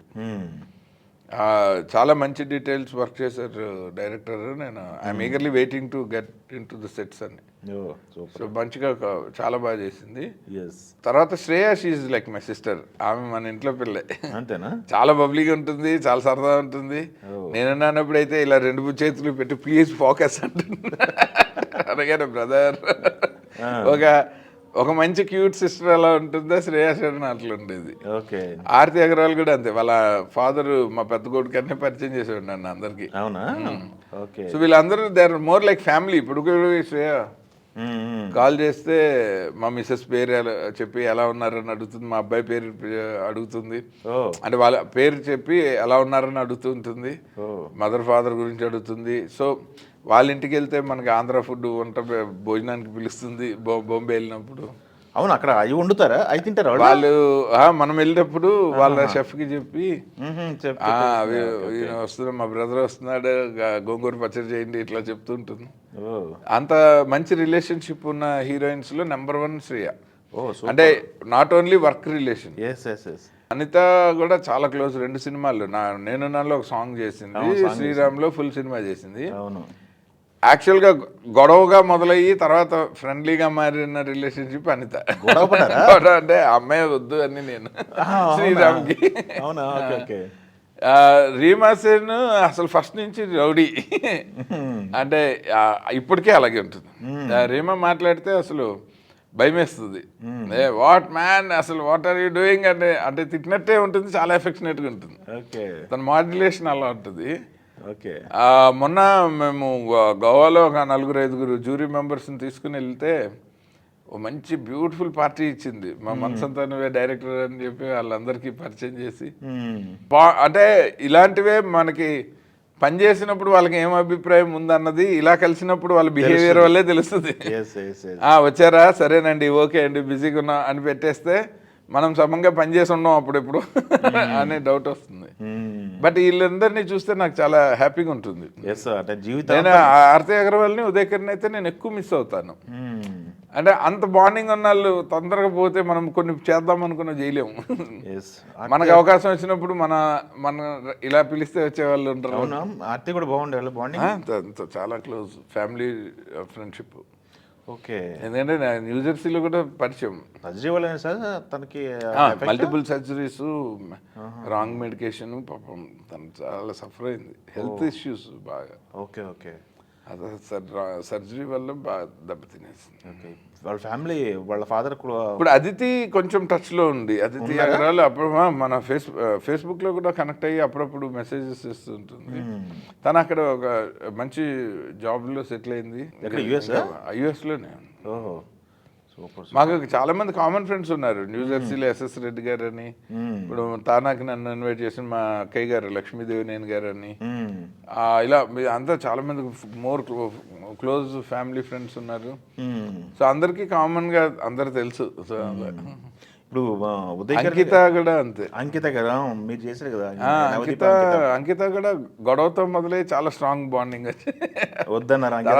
అంకిత వద్దని కాదు, నవదీప్ ఆ అమ్మాయికి ఏదో ఇష్యూ వస్తే నవదీప్ని సపోర్ట్ చేయాల్సి వచ్చింది.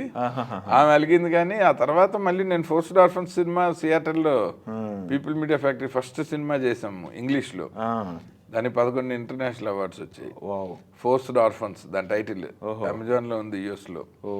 అది తెలుగులో జగపతి బాబు గారితో మీరెవరని చేసాం, త్వరలో వస్తుంది. ఆ సినిమా అప్పుడు అందులో ఇండియన్ కిడ్స్కి మదర్ కింద అంకితనే వచ్చింది. బట్ అప్పటికే మేము చాలా ఫ్రెండ్లీగా అయిపోయాము. ఆ గొడవ ఏది మనసులో పెట్టుకోవాలి. అంకిత మా ఇంటికి వస్తుండే, మా మిస్సెస్కి చాలా క్లోజు. హైదరాబాద్ అప్పుడు మనసు మాట టైంలో వైజాగ్లో మా చుట్టాలు ఉండేవాళ్ళు.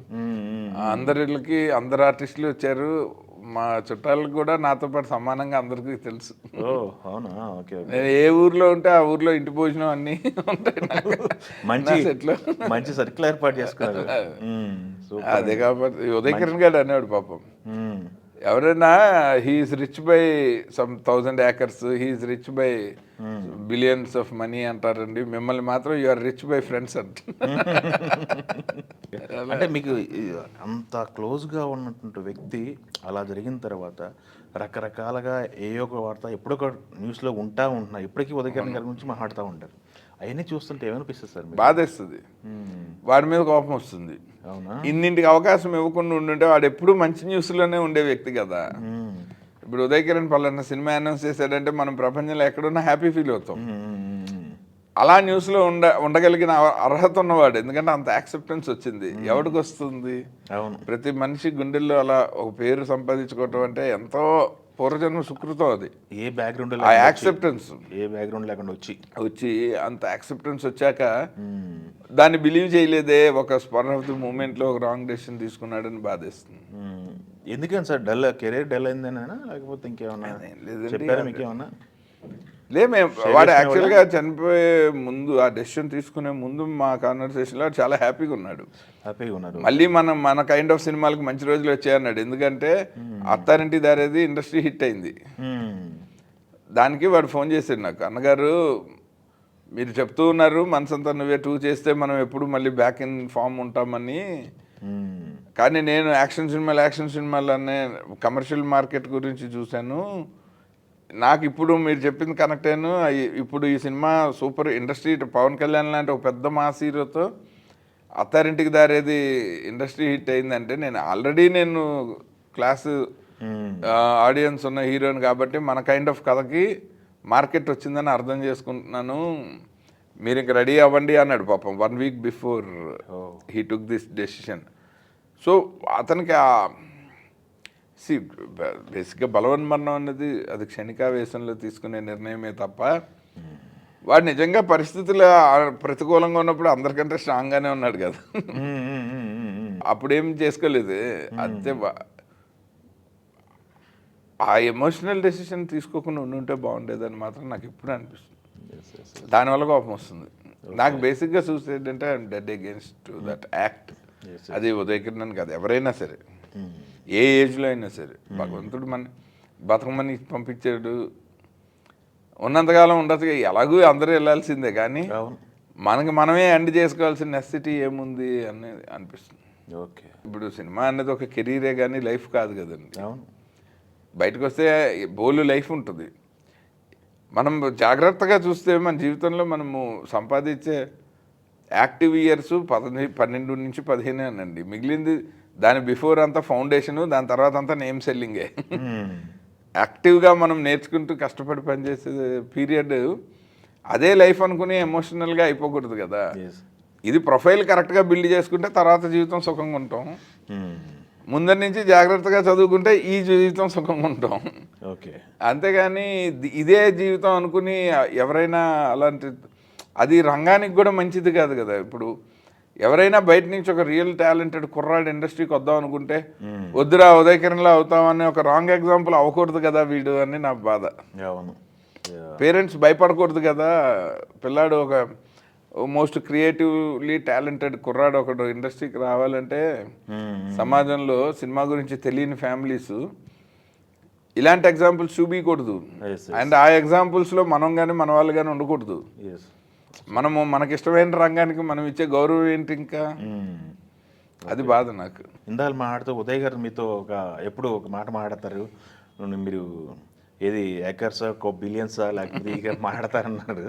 ఓకే, మిత్రులను సంపాదించుకున్నారు, సర్కిల్ సంపాదించుకున్నారు, బట్ జాబ్ సాటిస్ఫాక్షన్ ఉంది. జాబ్ సాటిస్ఫాక్షన్ ఏంటి? మీరు ఫైనాన్షియల్గా సంపాదించుకున్నారా? నేను ఆ లెక్కలన్నీ ఇప్పుడు చూడను. ఇంకా నా జీవితం సినిమాలు కాదు, ఇక్కడ నుంచి నేను రిటైర్ అవుతున్నాను అన్నప్పుడు ఒకసారి ఎక్సెల్ షీట్ ఓపెన్ చేస్తా, బ్యాలెన్స్ షీట్ తీస్తా. ఇప్పుడు నేను జర్నీలో ఉన్నప్పుడు లెక్కలేసుకోను, వచ్చినా పోయినా అది జర్నీ కోసం పెట్టిన ఖర్చే. నేను యాక్చువల్ బ్యాలెన్స్ షీట్ ఇప్పుడు అప్పుడే తీయదలుచుకోలేదు. నాకు రావాల్సినవి బోళ్ళు ఉన్నాయి. నేను ముక్కు పిండి వసూలు చేయాల్సిన వాటి జోలికి నేను పోను. నేను ఇవ్వాల్సిన వాళ్ళు నన్ను వదలరు, వాళ్ళు ఎలాగో ముక్కు పిండి వసూలు చేస్తారు. ఆ బాధ నాది కాదు, వాళ్ళు ఆ చట్టం తను పని చేసిపోతుంది. నాకు రావాల్సిన వాటి జోలికి నేను అసలు పొరపాటును కూడా వెళ్ళిన దాఖలాలే లేవు. కనీసం అప్పట్లో అందరూ ఊరు బయట ఏదో నాకు ఫామ్ హౌస్ లేకపోతే 4 ఎకరాలు ఇప్పుడు నేను నెవర్ ఆఫ్టర్ రియల్ ఎస్టేట్. నేను ₹1 ఇండస్ట్రీలో సంపాదించింది ఓ 10 పైసలు నేను బతకడానికి ఖర్చు పెట్టుంటా, 90 పైసలు మళ్ళీ ఇండస్ట్రీలోనే ఖర్చు పెట్టా. నాకు అందులో రిగ్రెట్స్ కూడా లేవు. నిర్మాతగా దెబ్బలు నేను ఒక రెగ్యులర్, నాకు అందుకే నిర్మాతలు అంటే గౌరవం. ఆర్టిస్టులు అంటేనేమో మనం చేయలేని వాళ్ళు చేస్తారని గౌరవం, నిర్మాతలేమో మనం చేయలేకపోయిన పని వీళ్ళు ఎలా చేస్తున్నారని గౌరవం. మనకు వచ్చింది రాయటం, డైరెక్షన్ చేయటం. సుమారుగా ఎంత పోయి ఉంటుంది నిర్మాతగా? నాకు ఈజీగా దగ్గర దగ్గర 7 to 8 crores. నా లెవెల్కి చాలా ఎక్కువ అండి. నేను సంపాదించింది అంత లేదు. సో అప్పులుగానే చేసిన దాంట్లో 12 కోట్లు దాకా పోయి ఉంటుంది ఇప్పటికీ. మొత్తం లాస్ట్ 20 yearsలో అదే మొత్తం అయితే ఒక 20 కోట్లు. మా వడ్డీలతో కలిపి 12 ఉంటుందండి. నేను ఏ సినిమా చేసినా నేను ఇప్పుడు నా పర్సనల్ లైఫ్కి నేను ఖర్చు పెట్టుకునేది అందులో 25 to 30% ఉంటుంది నా ఎర్నింగ్స్లో. మిగిలిందంతా నా లైబిలిటీస్ క్లియర్ చేసుకుంటూ వస్తుంటుంది. మధ్యలో నేను మంచి ఫ్లోలో వెళ్తున్నప్పుడు కోవిడ్ దెబ్బ కొట్టింది మళ్ళీ. అది సినిమా తీయటం కంటే దారుణం. అయినా కానీ కోవిడ్లో మళ్ళీ కొన్ని అప్పులు తీర్చాను నేను కష్టపడి. వర్క్ అయితే not for money, I enjoy being in the work. ఇప్పుడు ప్రేమలో ఉన్నాడు వెర్రెక్కి మిగిలిన ప్రపంచం ఏమంతా అవుట్ ఫోకస్లో ఉండి ఆ ఫీలింగ్లోనే ఉంటాడు చూడండి. నేను పనితోటి అలా ఉంటాను. యూఎస్లో ఉన్నప్పుడు మీతో స్టార్ట్ అయిన విశ్వప్రసాద్ గారు పీపుల్స్ మీడియా ఫ్యాక్టరీ ఇప్పుడు పెద్ద పాన్ ఇండియా సినిమాలు చేసే రేంజ్లో ఉంది ఆ ఫ్యాక్టరీ. ఏంటి వాళ్ళతో అసోసియేషన్ బాగుందా లేకపోతే బయటకు వచ్చేసారా? ఫ్రెండ్స్గా ఇద్దరితో బ్రహ్మాండంగా ఉంటుంది. అందులో ఏముందండి, వాళ్ళని నేను విమర్శించిన ప్రొఫెషనల్ ఐడియాలజికల్ డిఫరెన్సెసే కానీ వాళ్ళ మీద నాకేం విమర్శ ఉంది. ఫస్ట్ ఆఫ్ ఆల్ వాళ్ళు బాగుంటే నేను చాలా కాన్ఫిడెంట్గా ఉంటాను. మనకి ఫోన్ కొడితే ఏదైనా హెల్ప్ చేయగలిగిన ఇద్దరు బెస్ట్ ఫ్రెండ్స్ అని ఆనందంగా ఉంటా తప్ప ఎవరైనా నేను వాళ్ళ మీద వ్యతిరేకంగా ఉన్నాను అంటే వాళ్ళ కర్మను ఊరుకుంటాను, నవ్వేసి ఊరుకుంటా. వాళ్ళు డెఫినెట్గా బాగుండాలన్నది నా కాల్. కాకపోతే కొన్ని ఇంకా ఇంత పెద్ద వ్యాపారంలో అంత ఫ్యాక్టరీ మోడ్లో వెళ్ళినప్పుడు కొన్ని మిస్టేక్స్ జరగకుండా కాపాడలేములేండి. అది ఎవరి వల్ల కాదు, వాళ్ళ వల్ల కూడా కాదు. ఏదో ఒక అప్లికేషనో ఒక ఫోర్సో ఏదో ఒక నెసెసిటీయో టక్కని ఓ బ్యాడ్ ప్రాజెక్ట్ వైపు లాగేస్తుంది అంతే. అది ఇప్పుడు నాకు పర్సనల్గా నా నేచర్ కాదు కాబట్టి నాకు అది అర్థం అవ్వదు. కానీ మేబీ నా దగ్గర ఒక డబ్బు వచ్చే సోర్స్ ఉండి అర్జెంటుగా ఒక దాని మీద పెట్టాలంటే ఆలోచించే వ్యవధి కూడా కొన్నిసార్లు ఉండకపోవచ్చు. ఏదో ఒక దాని మీద పెట్టాల్సిన నెసెసిటీ వచ్చేస్తే దాన్ని అది కొన్నిసార్లు రాంగ్ దాని మీద పెట్టాల్సి వస్తుంది. ఇప్పుడు రియల్ ఎస్టేట్ అయినా అంతే, కాంబినేషన్లో సినిమాలు తీయటం అయినా అంతే.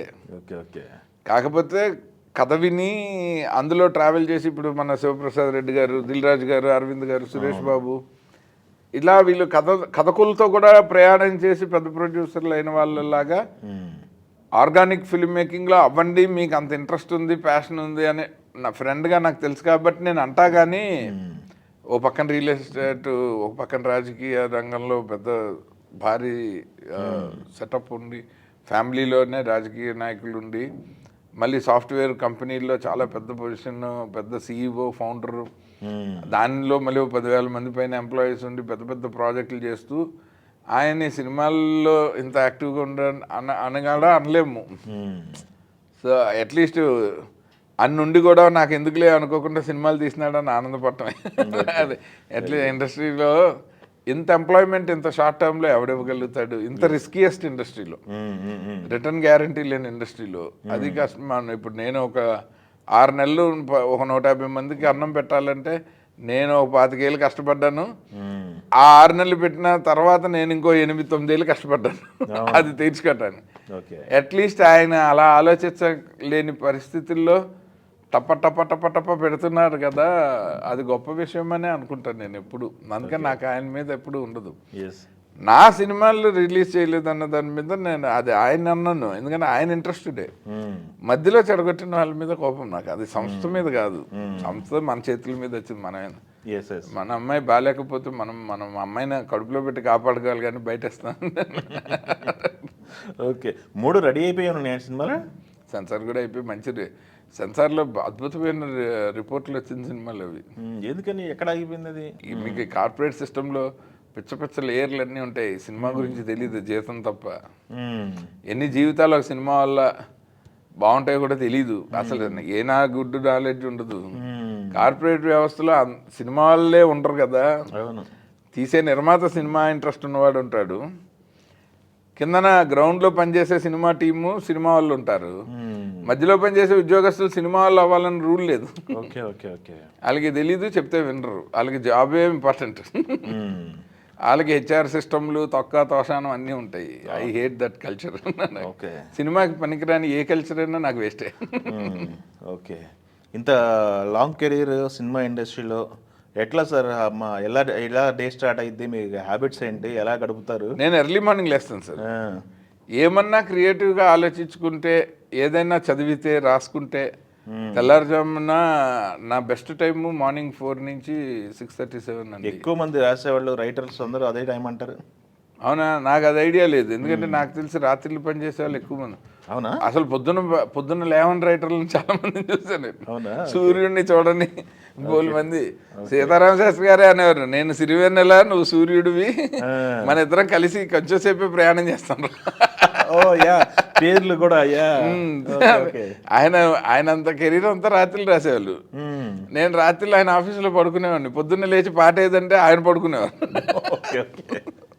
టేబుల్ మీద పెట్టి పేపర్ పెట్టి పడుకునేవాళ్ళు. నేను చదివి మళ్ళీ నా నోట్స్ రాసి నేను షూటింగ్కి పోయేవాడిని. మళ్ళీ నేను సాయంత్రం వచ్చేటప్పటికి నా నోట్స్ చూసి ఆయన రాసుకుంటూ ఉండేవాళ్ళు. మిగిలిన వాళ్ళు చెప్పలేము, కానీ నాకైతే పొద్దున పూటలో సూపర్ యాక్టివ్. నా active hours early mornings. Okay, super. నైట్లు త్వరగా పడుకుంటా. మా ఫ్రెండ్స్ చాలామంది జోకులు వేసేవాళ్ళు. వివేక్ వీళ్ళందరూ కాలేజ్ డేస్ నుంచి నాతో చదువుకున్న ఫ్రెండ్స్ మన ఇంట్లోనే నా 3 సినిమాల్లోకి వచ్చాడు కాదు. వాళ్ళు తెగ జోకులు వేసేవాళ్ళు. ఏంటంటే టవర్ ఆఫ్ అయిపోతుంది 9:30 అయితే, ఎక్కడుంటే అక్కడ. పార్టీకి అలవట్లేవా? పార్టీలు అన్ని కట్టసీ పార్టీలే, కానీ మొమ్మాటము లేకపోతే ఏదైనా మరి రిలేషన్షిప్ పోతుందనో లేకపోతే ఎవరైనా బలవంతం చేస్తే తప్ప నేను పెద్ద పార్టీ పర్సన్ కాదు. బట్ ఉంటే మాత్రం ఫుల్ లెవెల్లో ఎంజాయ్ చేస్తాను. నేను ఎంటర్టైన్ చేస్తా, ఎంజాయ్ కూడా చేస్తాను. ఎవరైనా చాలా క్లోజ్ ప్రాక్సిమిటీ ఉన్న ఫ్రెండ్షిప్ ఉండాలి. ఓకే. ఇండస్ట్రీ పార్టీ లాగా ఉండదు. ఓకే. ఇండస్ట్రీలో గట్టిగా మీకు అన్నీ మాట్లాడుకోవచ్చు, వీళ్ళు నా మిత్రులు, వీళ్ళు శ్రేయభిలాషులు అనుకుంటే ఎవరు? నేను లెక్కన మీడియా కంటే ఎవరు లేరు. నేను అన్ని మీడియాతో మాట్లాడా. అవునా? తెలుగు మీడియా నేను ఏదున్నా వాళ్ళతోనే. అంటే ఇంక ఈ పాటికి నాకు ఇది మాట్లాడచ్చు, అది మాట్లాడకూడదు, ఏం చేసేస్తారు. ఇప్పుడు అర్జెంటుగా నేను మాట్లాడకపోవటం మూల నుంచి నా టాలెంట్ అన్నది ఇంకా నా వల్ల, నా సినిమా వల్ల డిసైడ్ అవ్వాల్సిందే. కానీ మన ఇంకా ఎవరు ఒక కారణం వల్ల డిసిషన్ తీసుకునే లెవెల్ అసలు లేదని నాకు డే 1 నుంచి లేదు. నేను మోర్ మీడియా ఫ్రెండ్లీ, అందుకని నాకు మీడియాతోనే బెటర్గా మాట్లాడతాను. ఇండస్ట్రీలో ఇది మాట్లాడచ్చు, అది మాట్లాడకూడదు అంటే సందర్భాలు ఉన్నాయా? సినిమాలను తిట్టినప్పుడు హర్ట్ అయినా, పర్సనల్గా తిడితే నవ్వుకుని ఊరుకుంటాను. నాన్న అసలు పట్టించుకోను. సినిమా వాళ్ళని జనరలైజ్ చేసి బూతులు తిట్టడాలు, ఈ రంగాన్ని డిఫేమ్ చేయడం, బయట రంగాలు దీని గురించి తెలిసిన కొంత, తెలియని వాళ్ళు కొంత, ఏదైనా ఒక ఇన్సిడెంట్లోనో ఒక వ్యక్తినో అనాల్సిన దగ్గర ఒక వ్యవస్థను అనేస్తే అది బ్రాహ్మణులు అవ్వచ్చు, వేరే కులాల వల్ల అవ్వచ్చు, వేరే మతాల వల్ల అవ్వచ్చు, ఎవరో ఒకళ్ళు చేసిన తప్పుని జనరలైజ్ చేసి మొత్తం రంగాన్ని అన్న ప్రతిసారి నాకు నేను వెంటనే సమ్మన కోపం వచ్చేస్తుంది. నాకు అది తప్పు అనిపిస్తుంది. ఎందుకంటే ఒక వ్యక్తిని అనాల్సి వచ్చినప్పుడు మనకు ధైర్యం ఉంటే వ్యక్తిని అనగలగాల. అది ఎందుకు రంగానికి ఆపాదిస్తారు? ఇందులో ఇంకా మిగిలిన వాళ్ళు చాలామంది కష్టపడుతున్నాం కదా, దీనికి ఎంతో కొంత గౌరవం తేవాలనో, ఇంకా డిగ్నిఫైడ్గా దీన్ని తీర్చిదిద్దాలనో, అందరూ రన్నింగ్లో ఉన్న ఎవరి కష్టాలు వాళ్ళకు ఉంటాయి కదా. ఆ రంగానికి బ్యాడ్ నేమ్ తెస్తే నాకు కోపం. అండ్ చాలామంది ఈ మధ్య సోషల్ మీడియాలో సినిమాల్లోకి రావాలనుకునే వాళ్ళు సినిమా ఇండస్ట్రీ మీదే సెటైర్లు వేస్తూ తిడుతుంటారు. నువ్వు ఈ రంగంలో కెరీర్ని ఆస్పైర్ చేస్తూ ఆ రంగం మీద రెస్పెక్ట్ లేకపోతే ఇక్కడ రాణించమని చెప్తూ ఉంటాను. నాకు అప్పుడు కోపం వస్తుంది. అంతే, పర్సనల్గా నన్ను 100 అనుకున్నా నేను నవ్వురుకుంటా. నాకు లక్కీగా మా ఫాదర్ ఏముందిరా వాడు అనుకుంటాడు, ఏం పోయింది అంటారు ఆయన. అసలు ఆయన అయితే కేర్ కూడా చేయరు. ఎస్. ఒకసారి ఇప్పుడు మీ జర్నీలో ఇండస్ట్రీలో మీరు హట్ అయిన సందర్భాలు ఉన్నాయి, కోపం వచ్చి తెప్పించిన సందర్భాలు, బాధపడ్డ సందర్భాలు ఉన్నాయి మీరు? బాధ న్యాచురల్గా ఉంటుంది ఒక సినిమా పోయినప్పుడు. ఓకే. మార్నింగ్ షో మనం చూసినప్పుడు బయటకు వచ్చేటప్పుడు కొన్ని కామెంట్లు విన్నప్పుడు అది ఎవరికైనా మన సినిమా లైఫ్ మార్నింగ్ షో పడ్డాకే కదా. అది బాగుంటే కళ్ళమ్మట ఆనంద బాష్పాలు వచ్చిన రోజులు చూశాను, బాగాలేకపోతే కళ్ళమ్మట దుఃఖంతో కన్నీళ్ళు వచ్చిన రోజులు చూశాను.